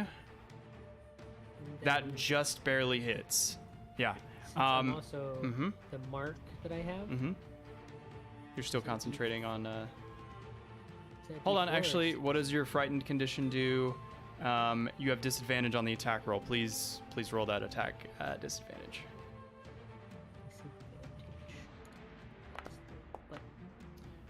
And you rolled even better.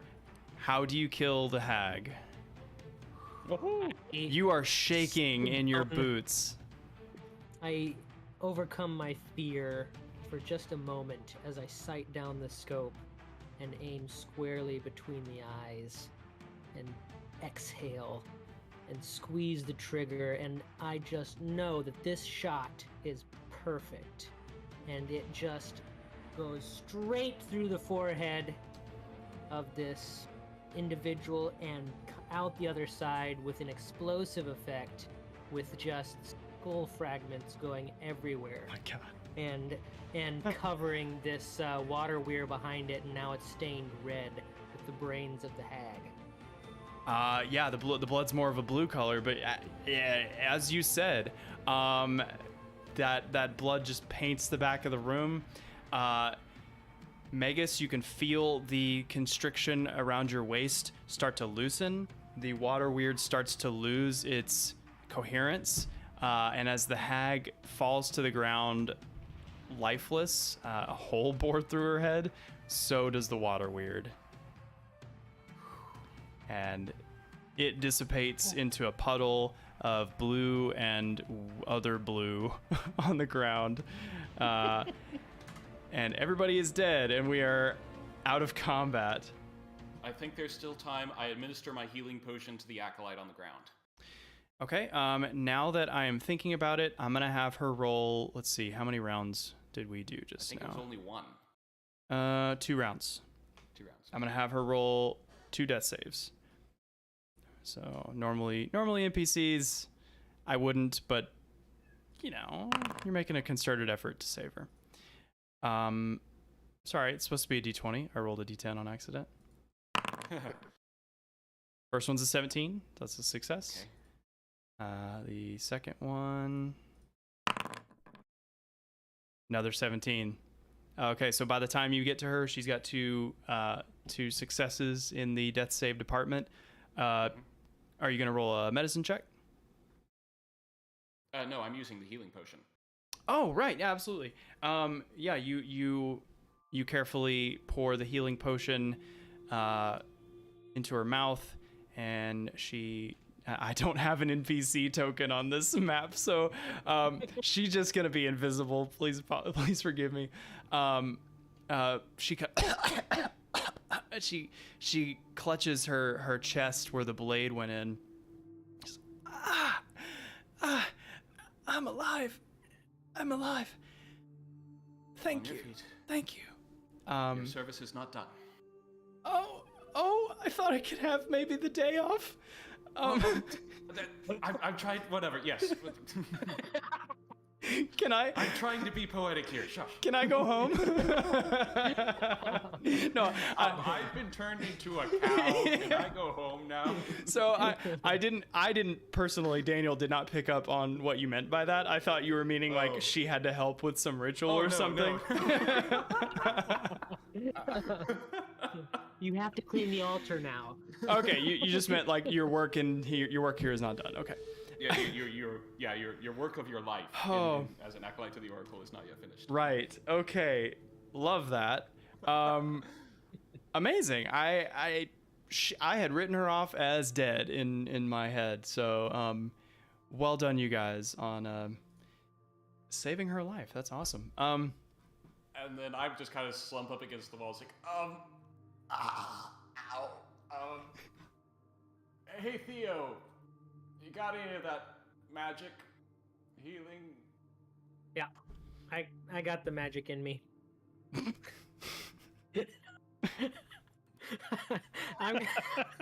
Just leave it there. I mean, if you're offering, Magus is down. Still things. Yeah,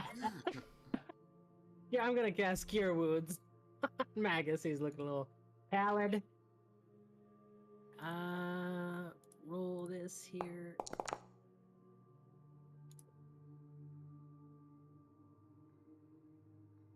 And there you have it. 8 healing for a first level cure wounds. Very nice. That's incredibly good. And on top of that, I also get my hedonism feature. Tell us about that, because this is, I think, the first time that's come into play.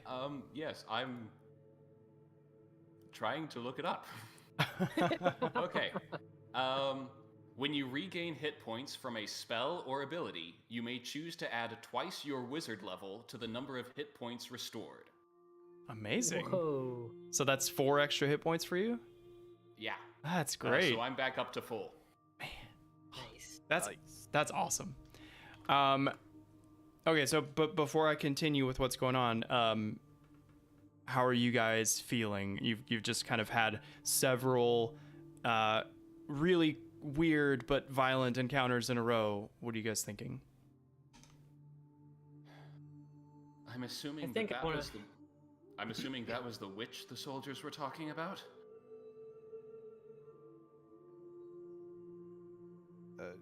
Jade at least wouldn't answer, but he would look at, I assume this is Versi, and say, Are you in fact the Oracle? Yeah. Oh, she says it just like that. Yeah. I No. think so. She looks at you with a fond expression and just, oh, Shade. We have so much to catch up on. The hag was mostly wearing just, seaweed. But she had a small pouch on her if anybody wants to loot the body, as it were. Well, I'm back up from the healing. I feel right as rain. I'm gonna loot the body. Cool. There is a single pearl worth 100 gold, and that's it on the ground there. And you can actually pick that up and loot it. What? All right. If the value does not come over correctly, you can just attribute that in the sheet. It's worth 100 gold. She also has a note that I can show you. I would also mention that Magus's demeanor has completely changed from when he slumped on the wall from the magic healing. He's back up. He's ready to go. Love it. Okay. I mean, I invoked hedonism. Let's go. You sure did. All right. For some reason, it won't let me show you the note, but I will read it to you. On the paper, in very educated but kind of brutalistic script, it reads, Helica, I bid you now make good upon the oath of service that once you swore me. You know the secret ways through the forgotten sea to the cave where my daughter dwells.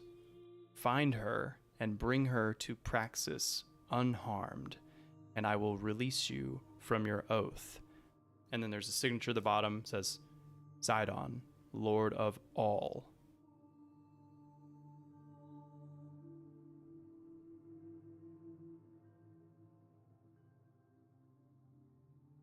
I think, if I'm the one who was looting the body, I was the one who found this note. Yeah. Mm-hmm. As I'm holding it, I just kind of press the note between my fingers over the word all and burn it out of the paper. Oh, I love that. That's some good flavor. You do that, and then Versi has kind of picked herself up and situated herself, and she looks at all of you. She says, My thanks to you, heroes. My name is Versi. Most call me the Oracle, as I possess the gift of foresight. Centuries ago, I foresaw the coming of great warriors who would bring about the salvation of Thelia in her hour of need. She waves a hand, and suddenly incense lights all around the room, and you can start to smell this various, herbs and whatever, frankincense type stuff. She takes a deep inhale, and you can see kind of thin wisps of incense fill her nostrils. And then she stares into each of your eyes, probing your souls with a penetrating gaze. There's some time that passes before she speaks. Her eyes close, and the candles around the room dim. You warriors who stand here gathered will be tested. By the way, this is where you might want to write this down. I'm happy. Take note. I will give you the full details, but this is a prophecy here. The fates have revealed 3 great tasks that must be accomplished before you are ready to sail into the 3 seas and face the Titans. You must shape the silver fires of the lost forge in order to craft the tools that you will need. You must claim the mighty weapons wielded against the Titans by the first Dragonlord. And you must drink deep from the bottomless dragon horn, for it will reveal a vision that I cannot see. But woe unto thee, for I have seen the end of all things. My father's anger cannot be quenched, and his sister schemes even now. Your quest may yet fail, and if it should, the sky will rain black fire, and the doom of Thelia will come. And then her eyes open, and she looks at you again.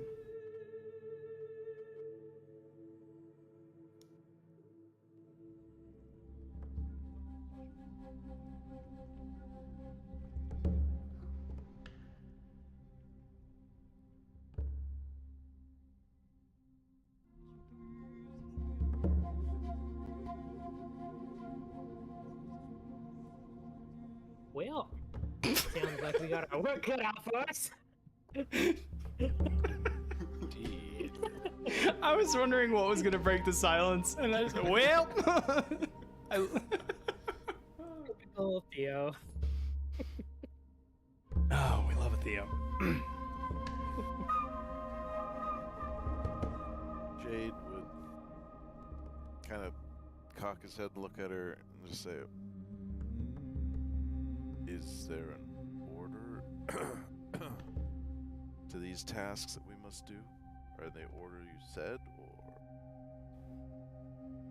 any order? My eyes have not seen the order in which you complete these great tasks. That decision may be up to you.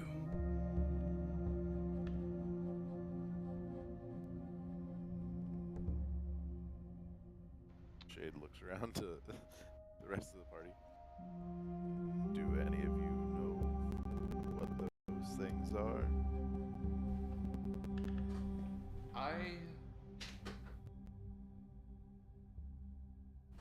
I'm not sure, but I'm pretty sure I could find out. I am referring here to my sage background. Okay, how do you want to use that? Oh, the sage background just says that if I attempt to make a lore check, if I don't know, I know who knows. Yeah, okay. So you're trying to make... I want to know, like, Lost Forge. Yep. Where or what that is. Then there's the weapons of the first Dragonlord and the Dragon Horde, were I think the three main items that we need to know about. Yeah, absolutely. We can start with the Lost Forge. Okay. I'm just going to have you roll one check for all three. Sure. So go ahead and roll, would it be history or just intelligence? I feel like history would be the most applicable. All right.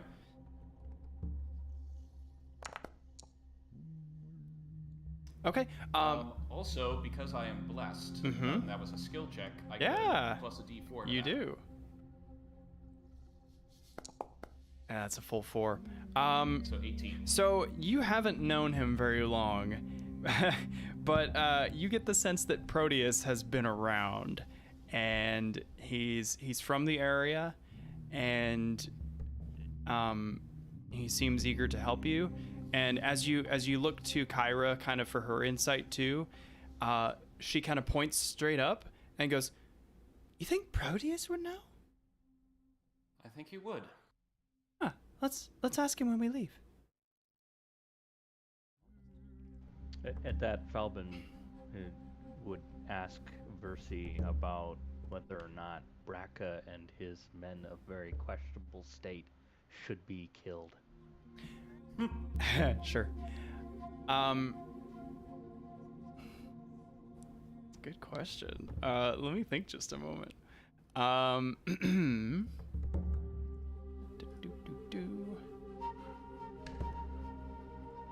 She says, My love of the mortals of Thelia does not fall only on the ones that happen to serve the 5. I bear no ill will or resentment towards the mortals that choose to follow Sydon. Many fly his flag because they fear the death and cataclysm he may bring, and rightfully so. I am deeply pained and tormented by the deaths that have occurred here. But the hag, Helica, it was her doing that claimed their lives. The decision is yours, but if you wish for an endorsement, I cannot give it.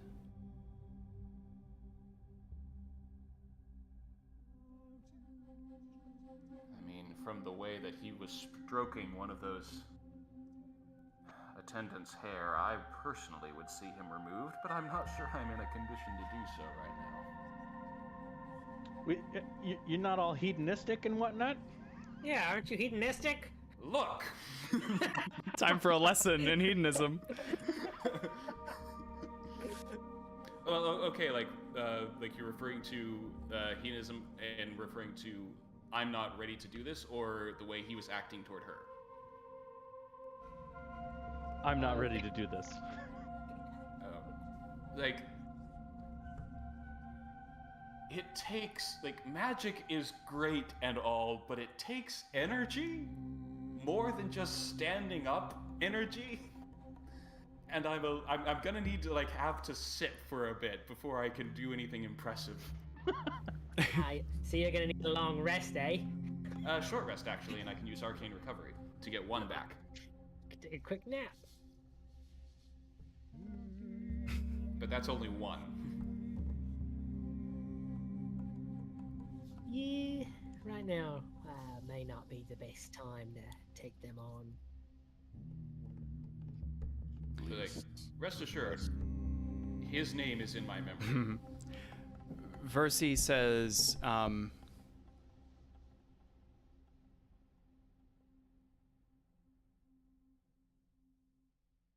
he is yours to do with what you will, but please, stay, rest here. Take a moment. I'm sure you have many questions, and I have many things to share with you.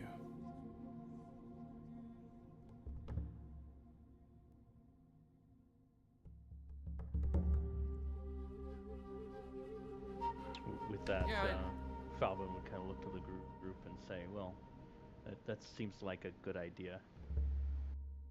Yeah, we've had a harrowing experience getting down here. We should probably take stock and take a minute to reflect on all the people that we've killed. You haven't killed any people. Yeah. Well, We killed the the hag. hag. Kill the door. She Kill counts. the sword. I'm kind of dreading listening back to my voicing of her. I think I woke up a neighbor dog. Yeah, she's the only one, and she sucked. She She was not a pleasant person. She straight up stabbed an innocent person in front of you. That's true.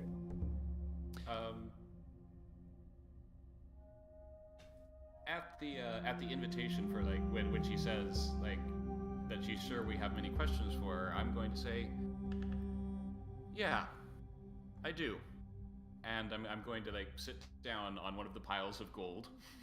Okay. Among other things. Among other things. But then I'm going to look around the room as is this intruding on your quarters? Would it be better in the main chamber if we were to talk there? No, you are welcome here. This is fine. And she kind of gestures to the already lit incense. She could go in the other room and do the same trick where she lights all the incense, but it would lose its magic. Be like, hey, remember when I did that thing earlier? No, she seems comfortable in here. There's a little sub process in the back of Magus's mind that just does kind of like a little smirk. It's like, ooh, beautiful woman saying I'm welcome in her chambers. Across from the desiccated body bag. With its brains all over the floor. Yeah. But the majority of his mind is like, there's work to be done. Sure. The thought crosses your mind, sure. Oh yeah, of course it does. I mean, Versi is probably the most beautiful person that most of you have ever seen. I mean, nymphs are known for their legendary beauty, and Versi is a nymph among nymphs. So I'll say, first, may I say that the stories that I have heard of you told your beauty as indescribable, and they sold you short. She graciously bows. You are very sweet to mention. You would think that after centuries of hearing that most every day, one would get tired of it. I do not. Jade kind of I rolls chuckled. his eyes. However, my feelings toward you are conflicted. She nods. You said you have the gift. You have the gift of foresight. She nods. How long did you know that the boar would come? How long did you wait to call us? After how many homesteads were killed and other heroes, or how many homesteads were razed and other heroes died? Why did you wait? She looks at you with a look that is it's like maybe she's heard this many, many times over the years. You know, people come to, they look to her for guidance moving into the future, and oftentimes she's the only source of maybe like a solid sense of hope, or like a way to prepare for something bad coming. So this is not a new question for her. She folds her hands and looks at you and says, "My gift of foresight is not without challenges. Many see me as omniscient, but it is not so. I saw a dark beast come to the Heartlands as a shadow in a fog bank, and I saw the shapes, shadowy shapes of many heroes bravely come to challenge it, until at last one group stood victorious. I sent my acolytes out unto the whole of the land in search for these heroes whose faces I could not clearly see. And like those who went before, eventually you were found in our hour of need. But unlike those I saw go before, you prevailed. And I saw that some evil would come to this sanctuary, and that my rescue would be assured. But alas, I did not see that it would take so much time, and that so many of my dear acolytes would be tormented before my eyes. Does this help?" So you did not know that it would be us who would survive against the boar and be victorious. She shakes her head no. Like she knew there would be heroes. So it's like fate, the foresight she has is more of she sees outcomes. and some manner of reaching those outcomes, but the details are real fuzzy sometimes. I just shake my head. Sounds like Herodotus is right. Fate is not something to be trusted.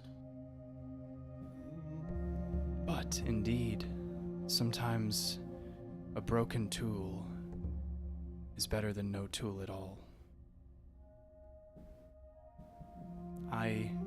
As someone who practices explosive magic, that's not necessarily true.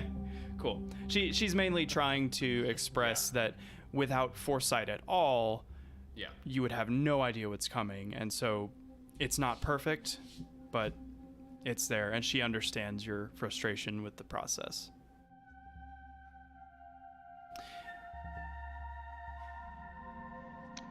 So, once there's been a pause, Falben would approach Versi and say, as you know, I was born under an ill star, and something has been following me since. I know that you know something of this. Yeah, she listens and looks at you. Are you making eye contact with her? No. Okay. Cool. She's looking at your form. You're keeping your head bowed. She has a compassion. You can't see it, but her face has just this deep compassion. She feels for you so deeply. Your story is one that it brings her extreme grief. She approaches you and kneels in front of you. Are you kind of like sitting or kneeling or standing? I was standing. Okay, you're standing. She approaches you face to face, and she takes your hands. Do you allow her to take your hands? Cautiously, yes. Okay. Let's say she holds her hands out, like offering for you to place yours in hers. And she takes your hands, and you can smell that incense get more intense, and the candles dim again. And you are not looking at her face, but the rest of you looking at her face, her eyes close again, just like they did when she delivered the prophecy for you as a group. And she speaks, "You whose birth was cursed, whose joyous day of coming to the world was spoiled.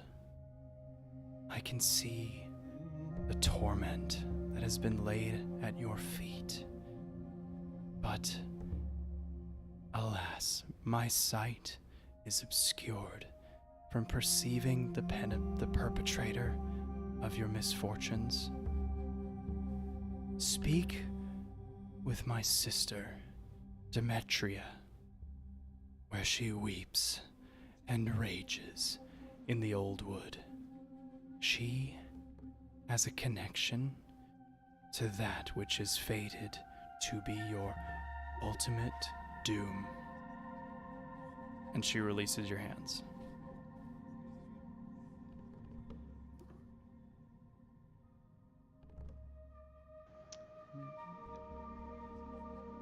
Even though this hasn't answered this question that Falben has struggled with for over 100 years, there's a sense of almost calmness around knowing that there's a step to take. Yeah. Love that. She turns her gaze to, actually, she steps back where she can see both of you, Magus and Theo. Move her. Okay. She actually kind of gestures for you two to kind of scooch up together. Yeah, she like holds her hands out, like, entreating you to approach her. And same thing, the lights dim, the incense flows, her eyes close, and she grabs one of each of your hands. She says, "I am honored to have ones with such lofty destinies come before me. I see you are meant for greater things yet. To ride at the forefront of a flight of reborn dragons. But have you ever wondered the source of your great gifts?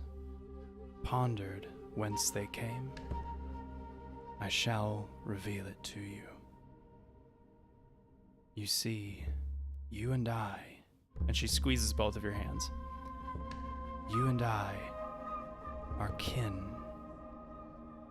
My father, Sydon, once loved a mortal sorceress.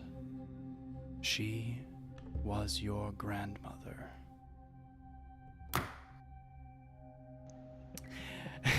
However, my father's sister wife, Lutheria, convinced him to murder his mortal lover.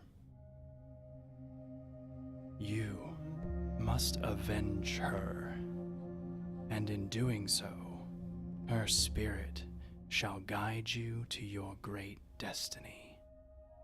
Now, allow me to gift you something of hers, a memento that I know she would wish for you to have far more than I. And then, she turns your hands over while she's still holding them. And then she opens her hands, and in your palms, you each have a piece of jewelry in one of your palms. Magus, you have a necklace of Mitrosian design with a bronze pendant in the shape of a winged staff. And Theo, you hold a pinky ring in the Amazonian fashion with two green jade snakes twisted together.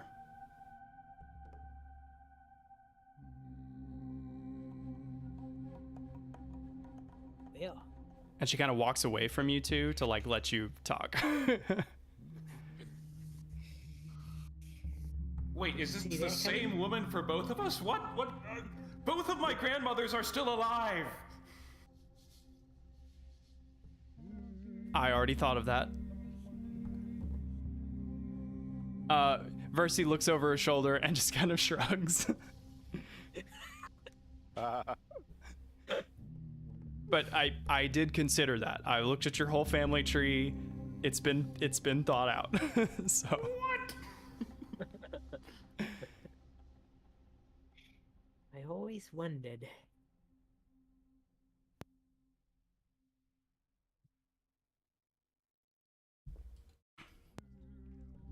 And I'm going to cast Identify on this. okay. I'm not going to just put it on. Yeah. Magical items are. You want to be careful before you wear anything.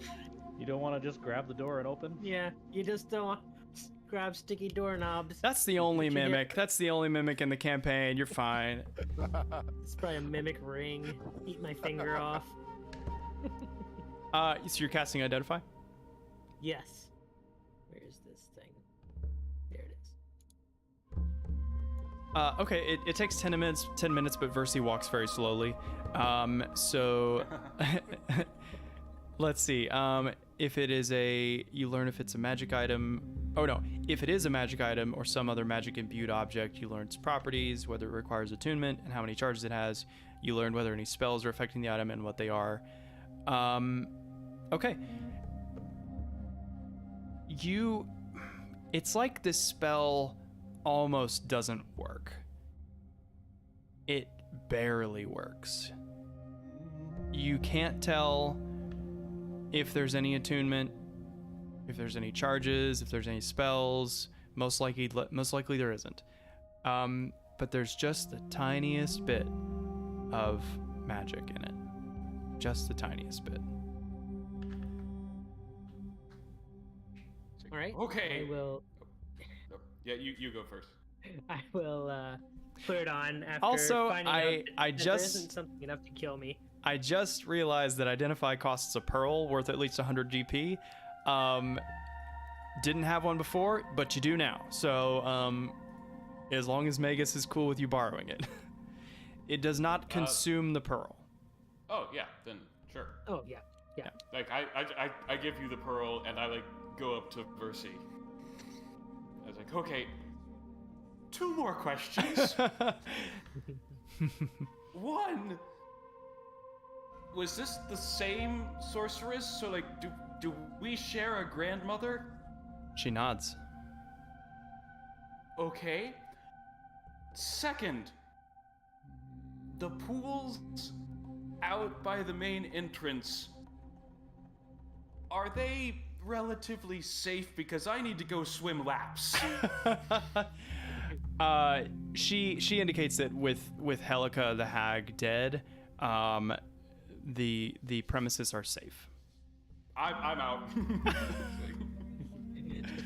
Magus is having a time. Uh-huh. Cool. And Theo will kind of go in the corner and he'll pull out his thinking lute and start playing a song. A thinking song. I love it. Okay, so last but not least, Versi approaches Shade. And Shade this whole time has been just kind of like leaning against the wall, eyes almost suspiciously narrowed, just watching what's been happening so far. Mm-hmm. As kind of like he's almost taking this stance of, I think you're a charlatan, and I'm just waiting to see when you slip up. Sure. She kind of meanders over to you, her hands kind of behind her back. She's looking a little coy as she walks towards you. And, she gives a low chuckle. And she says, I was hoping you'd remember more by now. Seem to indicate that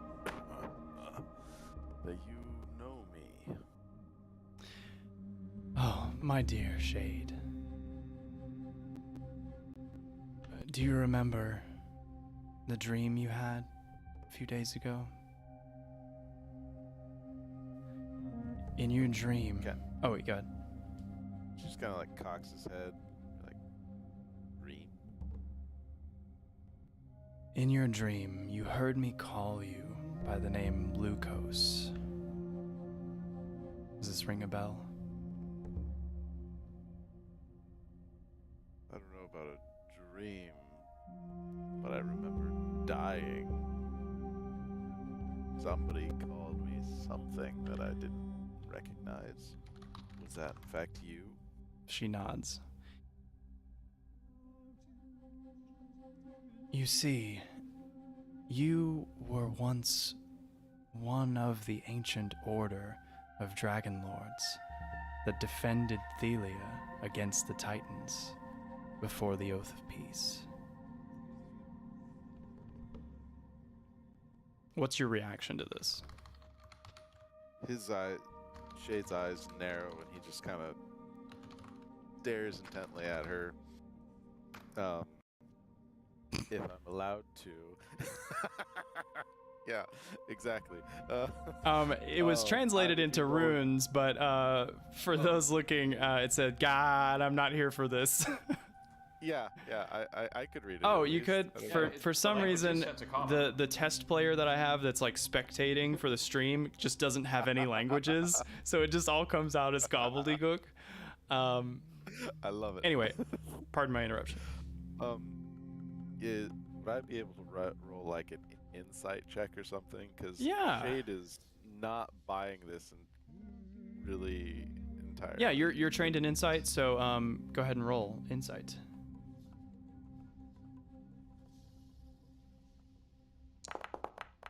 That's a nat 20. Okay.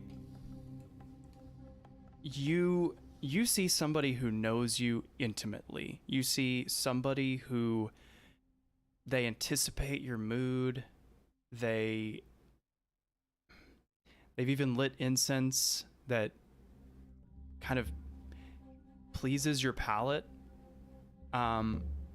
This is somebody who deeply cares about you and who would never lie to you. And Shade is actually pretty taken aback by this because he's just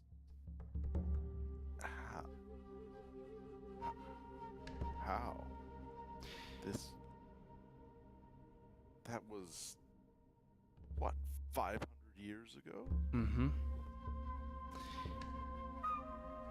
You were lost, nearly consumed by battle, without and within. The war, it took its toll on you, and it nearly took you with it.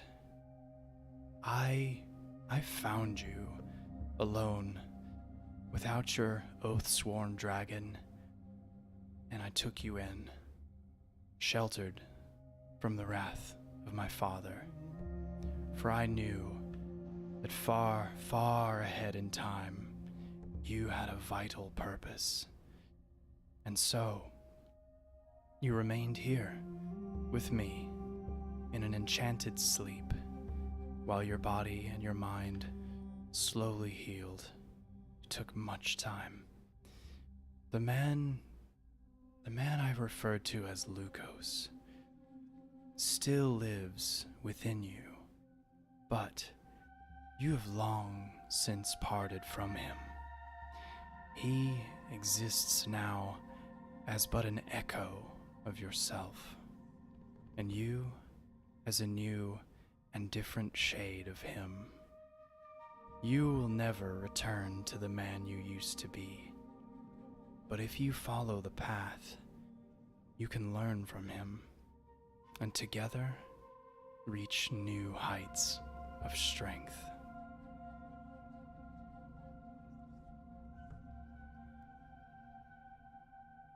Jade kind of struggles for words for a moment, trying to process this. That's okay. I had a week to write mine. And he's just kind of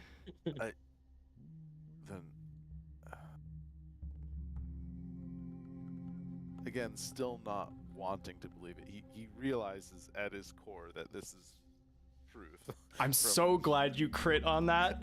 Oh my god. And so, but even so, still not Yeah. wanting to recognize Yes. it. He's just like, assuming this is true, then what I need to do? Yep. She sees your look of hesitance turn to more of a look of determination as you ask her the path forward, and she takes your hands. She's, my heart. The fates are cruel indeed to rip us apart so quickly after you've come to my rescue. Before I speak to you of your great destiny, I always had a soft spot for mortals, but I had no idea what it meant to, well, Shade. I shall speak now of your fate. You are destined to see your order rise again. I see you once more, wearing your famed armor and crown. You must retake them. Seek them out in the necropolis at Telemark. Old friends wait for you there. And she lets your hands go. But not after pausing for a squeeze. Seems like she's trying to savor this moment.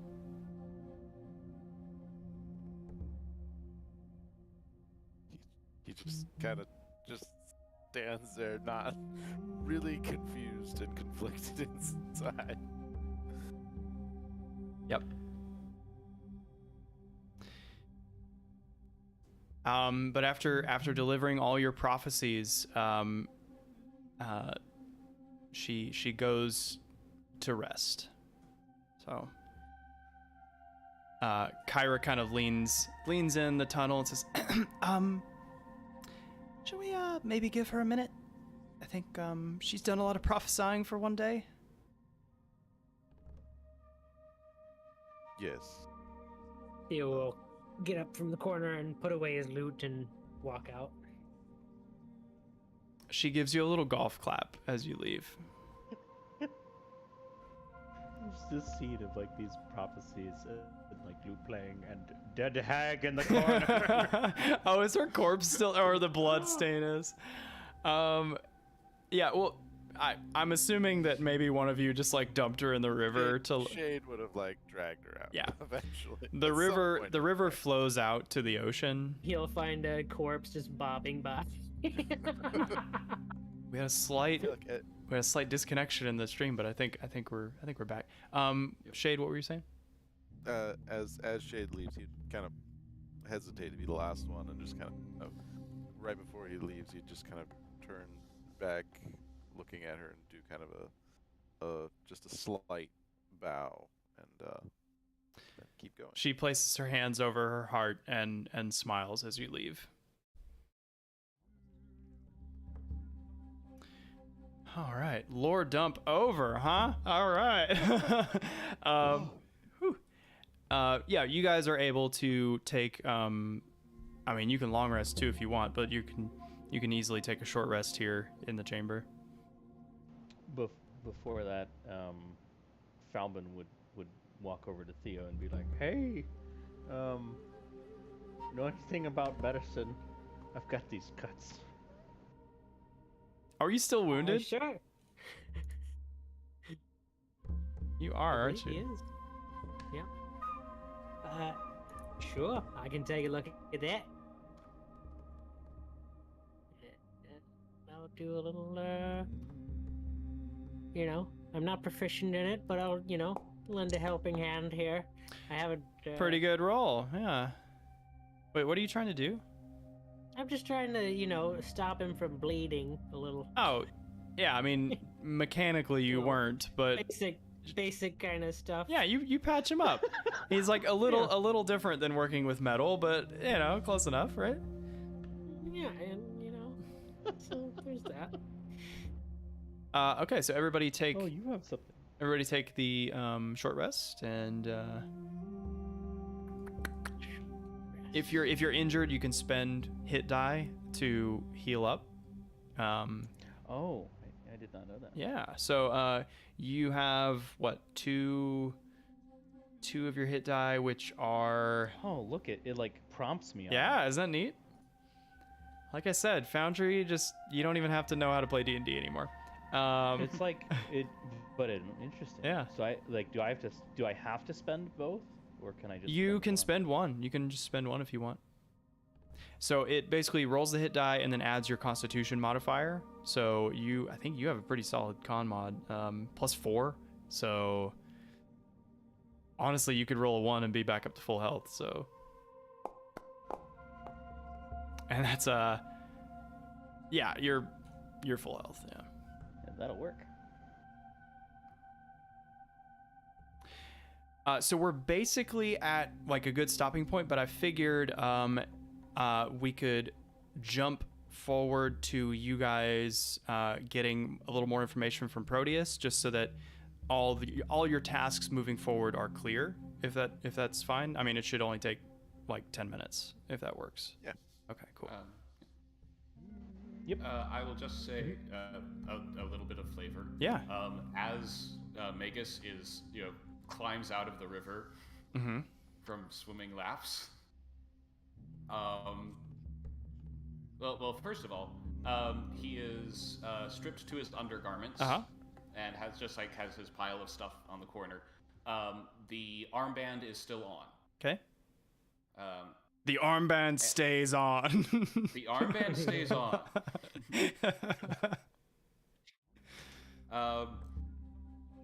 And he'll he's still a little bit kind of dazed, but he'll look to Shade and ask, I'm sorry, I left a bit early. What was your earth-shattering revelation?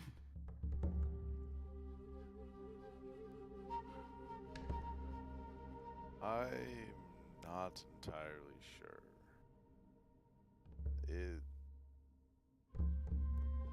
Apparently I'm a lot older than I thought. And with that, Shade just kind of settled back into introspection. Magus just nods and gets dressed. Cool. All right, so I'm just gonna bring you guys back up to the temple, and because I forgot to move the tokens, actually, I can pause. Okay. I can pause and do it. Wait, it's paused. How are you still moving? Oh no, you're not. He's a Time Lord. Amazing. Let's see.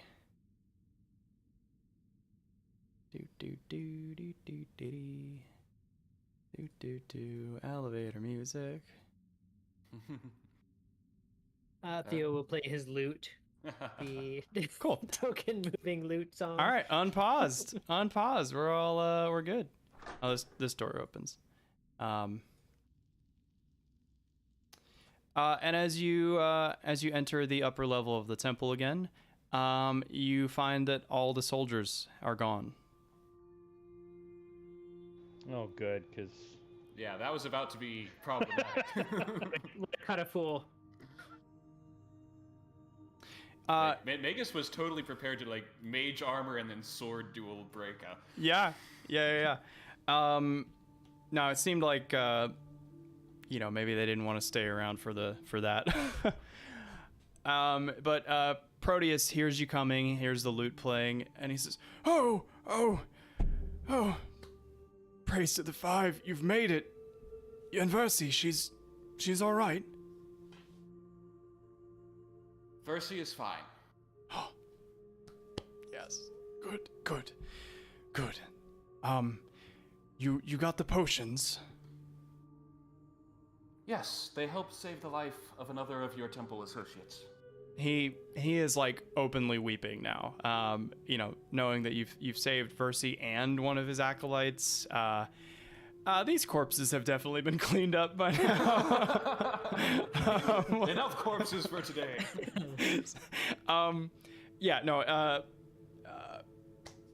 He is incredibly pleased. Name it. What can a humble priest of Versi do for the champions of the Oracle?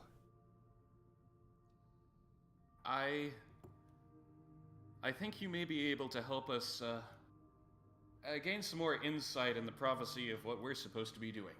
Yes, anything I can do. She told us to shape the silver fires of the Lost Forge. The Lost Forge, she must have referred to the Mithril Forge. It was... Do I know where that is? Roll a history check.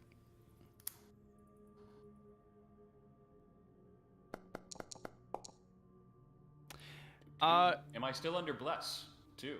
Because that's for an hour. You won't need it, but Okay. you actually no. You're no longer under blessed. You guys took a short rest, which is 1 hour. Oh, okay. so he starts to describe what it is, and you kind of interrupt him, and let's see. Actually, can I just message this to you and just have you say it? Sure. Is that okay? Okay. Wow, my mouse is not working. Uh-oh. Oh, there it goes. Okay. Why is my mouse not working? Okay, I just messaged it to you in Discord. Okay. Oh, okay. Yes. All right. That was used. That was a dwarven forge. It made the first weapons for the gods. Well, I guess the question is, like, we could use it to build new magical items or repair old ones. I guess the question is if we have old ones that need repairing. Kyra chimes in. It just says, it's close to Astoria. If we travel there, I know of a clan of dwarves that work the local copper mines, and they're likely to know where exactly to find it. That's good. Although while we're here, that sounds like a great first step, but we should probably figure everything out. Yes, you should. But yeah, if we're at the Mithril Forge, the second thing she said was to claim the weapons of the first Dragonlord. Singular, interesting. I mistyped that. It is plural. Okay. Sorry. Dragonlords. Yeah. Would that be at the forge? Should we get them first before we head to the forge if we're going to fix them? So Shade, you remember from the prophecy that Versi gave you that she told you to go to the necropolis in Telemach. And say, well, Versi did say that there was things that I at least would need in the necropolis at Telemach. Proteus nods. Yes. It's in the Mithril Mountains. The tombs there were built to house the remains of the Dragonlords who came centuries ago. No one ever goes there. It's guarded by an undead gatekeeper known as Daemon. He, it's told that he must be paid with a special kind of coin to allow anyone entrance. I happen to have what may be exactly what you need. He takes out a burnished Dragonlord coin. And I'll get you an image of it later. Take this. Keep it safe. No spending on frivolities. Jade would actually reach for that and take it. Yeah. Like half a second before Magus. You guys both reach for the coin. Yeah. Shade, you take this coin, and this feels good. This feels like natural. It just kind of resounds with him. Yes, I will keep this close. Mm-hmm. Yeah, he says, go there, give the gatekeeper Daemon the coin, and perhaps he will spare you a gruesome and terrible death. Inside, you may find weapons of the first Dragonlords, which were forged at the aforementioned Mithril Forge by the god Vulcan himself.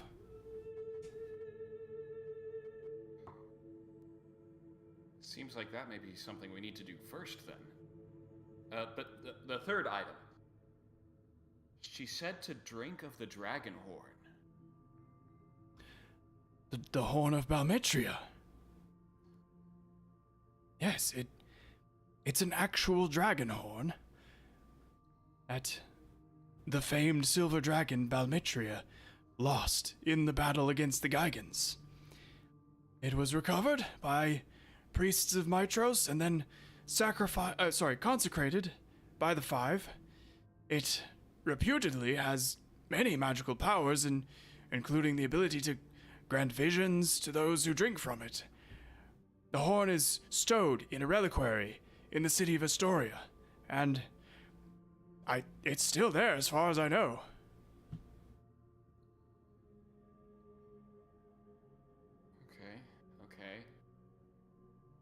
Okay. Those of you proficient with history, if you know any dragon name, you would know the name Balmitria. Balmitria was the chief of dragons in the Order of Dragonlords. Noblest, bravest. Yeah.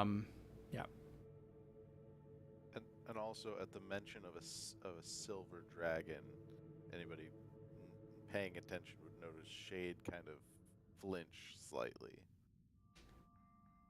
Can I notice that, or? What's your passive perception? Oh, it's not bad.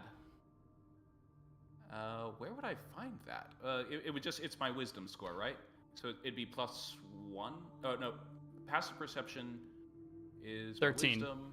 Yeah, 13.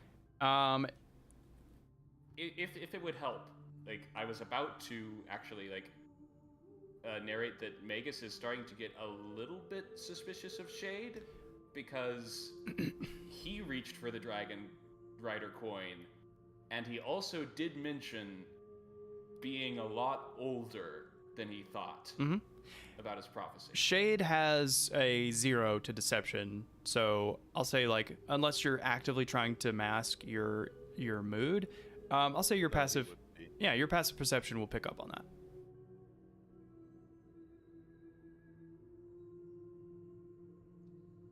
Oh, by the 5.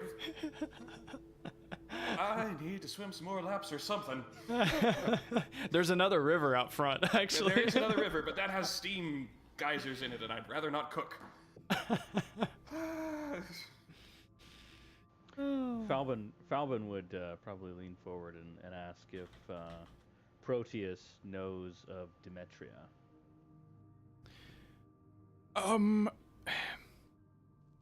I've heard the rumors.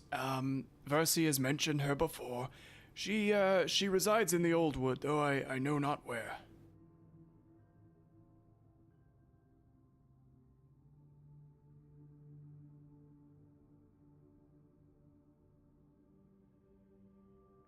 As a recap, the prophecies for me and Theo. Yeah. It just said that we needed to kill Sydon. Was there any other, like, in between locations or steps that we needed to do?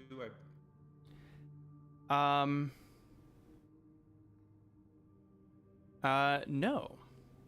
Magus was kind of just stunned by that whole bit. Yep. No, I knew you would be.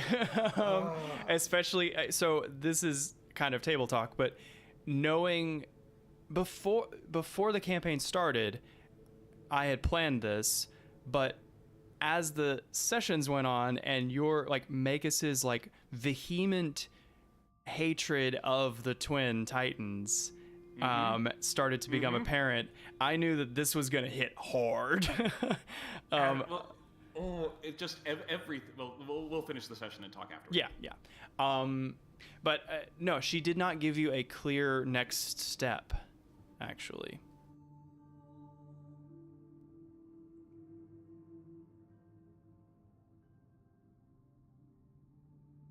Is that all the questions the rest of the party has? Yeah, Yeah. I'm just. Yeah. I'm just gonna let my head stop swimming here. So, yeah, I'm good. Jade would kind of, after he realizes that no one else is asking anything else, he's like, Proteus, do you have a map? Yes, yes, let me, I'll pull out my Garmin, one moment. Well, Shade would look to the rest of the party and say, it might be best to plot these out in a manner that we can approach them as efficiently as possible. Saves on gas. See which ones are closer together, so It seemed to me like they were all around Astoria. True. But which ones are on the way, and especially this Lost Wood? Oh, yes. Here, The Lost Wood would... I'll take you to the map. Lost Wood would be in the other direction. Yeah. Oh, nice map. Yeah. Yeah. Don't look at that. I thought that said something else underneath it. So this huge mass of trees is the old wood. So somewhere in that mass is all we know. Uh-huh. For Yeah. mine. Mm-hmm. See if there's a landing strip down there in the woods. Yeah, that's a Hey. soccer field. Somebody lowest bidder didn't know what size and shape a soccer field was. Just go south 1 league for no particular reason. And actually, the goals are on the top and bottom. Yeah, I mean, concerning Old Woods, it's probably better off that we go to do one of the other things and learn more about Demetria. See if we can figure out where we need to be going for that. Yeah, so Especially if the dragon horn will give us vision. It's supposed to give us visions Yes. of what we're supposed to do next. yes. So it seems that Astoria is our... It's Next. just a question if we want to get... It sounds like we should probably get the weapons before we go to the forge. Sure. And Yes. it's just a question if we want to do that or if we want to get visions first. I don't... If they'll let us get access to the dragon horn, if it's consecrated and stowed in a vault. Only one way to find out. The first stop.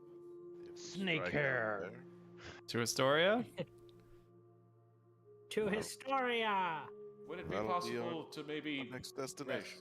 rest a bit before we start traveling again? Yeah, of course. And actually, I've had a day. you all have had a day. Aw, you guys. Okay, so before you leave,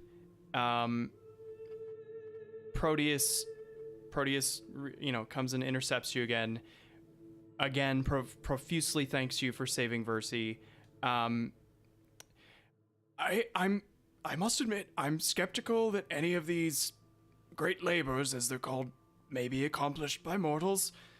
But you've done great work here today, and I believe that Thelia desperately needs heroes who are just willing to try. And he gives you each one more potion of healing. Yay! And then he looks at you with an encouraging face. The future of Thelia may be bleak, but there is always hope. The people of this land will look to your actions as a sign of things to come. Seek not fame nor fortune, but show them the true meaning of heroism. Make yourselves a beacon of light as we enter this time of darkness, and go with the blessing of this temple. And he bows and just walks away backwards while he's bowed. I'll do a small bow in return. And after he leaves, Kyra just jumps in front of you and says, "No, hey, wait. Listen to me. Proteus is right about being a beacon of hope, but this is also your chance to win fame beyond your wildest dreams. Great heroes and great fame go hand in hand. One might say fame is the path to immortality. Now, these great labors are just the beginning. The path ahead of you will be filled with opportunities to grow your legend. If you truly manage to rise to your fate and confront the Titans, then poets, like me, will sing of your deeds for ages to come. There's one tiny problem, though. The tricky thing about fame is if you're not careful, one hero might outshine all the others. Then all the stories will be about that one hero and about how strong and valiant they are, and all the rest of you will be yesterday's news. Not that I think that would happen, but it could. So, I encourage you to swear to each other an oath of fellowship. And this is a sacred oath that will bind you by the formation of this world together in the spirit of solidarity And when one of you wins fame, all of you will share in it. And who knows, perhaps the magic of the oath will even protect you against some of the dangers that lie ahead. So what do you say? She has a bottle of wine, like, in her hand. As she finishes this, Shade just kind of looks around real quick and says, "But we already know that in myth it's gonna go down as Lord Theo and his flock of bird killers."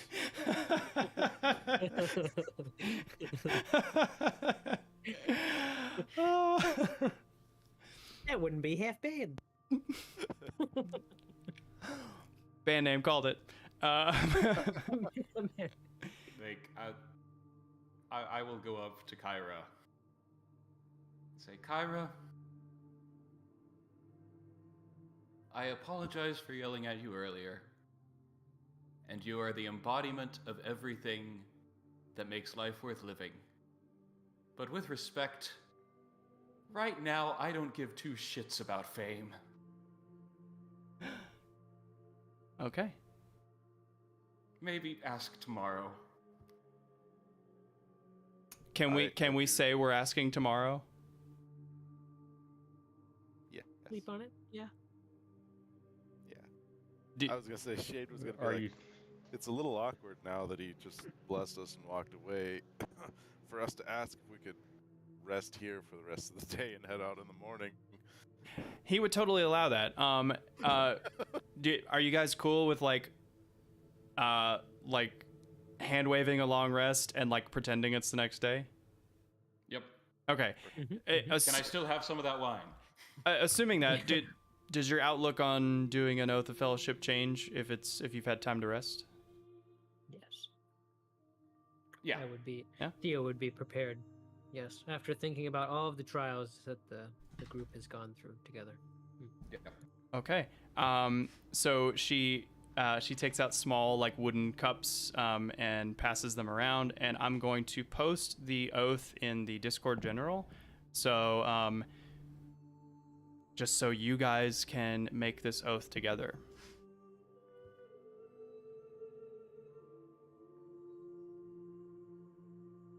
You don't have to say it at the same time, but yeah.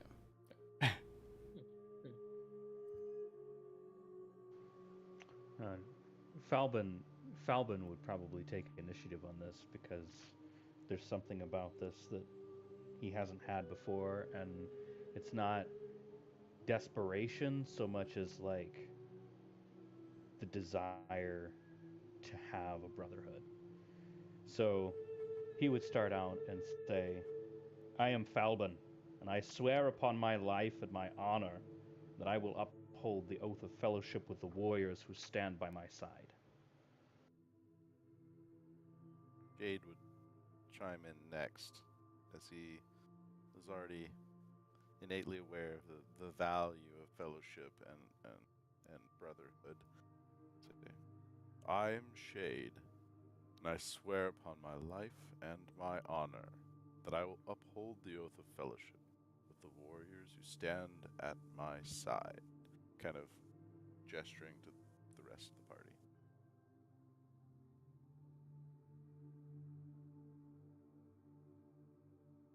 And I suppose Theo would go next.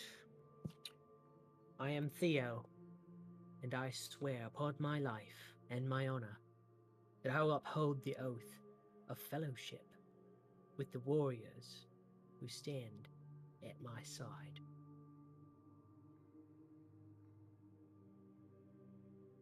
I'm just really quickly looking up oaths and what the details of this are.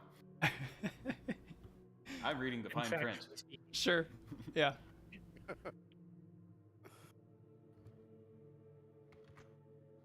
If you break this oath, you will die.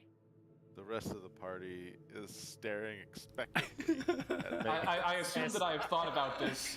Yeah. Yeah. Yeah, he would During have this time, already Magus known. has whipped out a big old scroll and is Yeah. frantically reading Pros and cons. small Pros and letters. cons. Like, I just don't want to be like, oh, and if they die, I need to kill myself too, sort of thing. It's nothing like that. Okay, I'm not even seeing I can tell you mechanically, all it will do is mean it just means that there is a mechanical fame tracker that is numerical, yeah. and you guys will all share in that fame, regardless of who is participating in what. That's the extent of the mechanics. I am Magus, Lampros Bromius, and I swear upon my life and honor that I will uphold the oath of fellowship with the warriors who stand at my side. And with that, Kyra raises her glass, and to you. She cheers and then takes a drink. Theo and the Bringing the bird birds killers. back. Is that our catchphrase? Bring the birds back. Bring the birds will be brought back. The birds will be brought back. And with that, that's all we have for today. Thank you for joining us. Tune in next week for more of this weird stuff.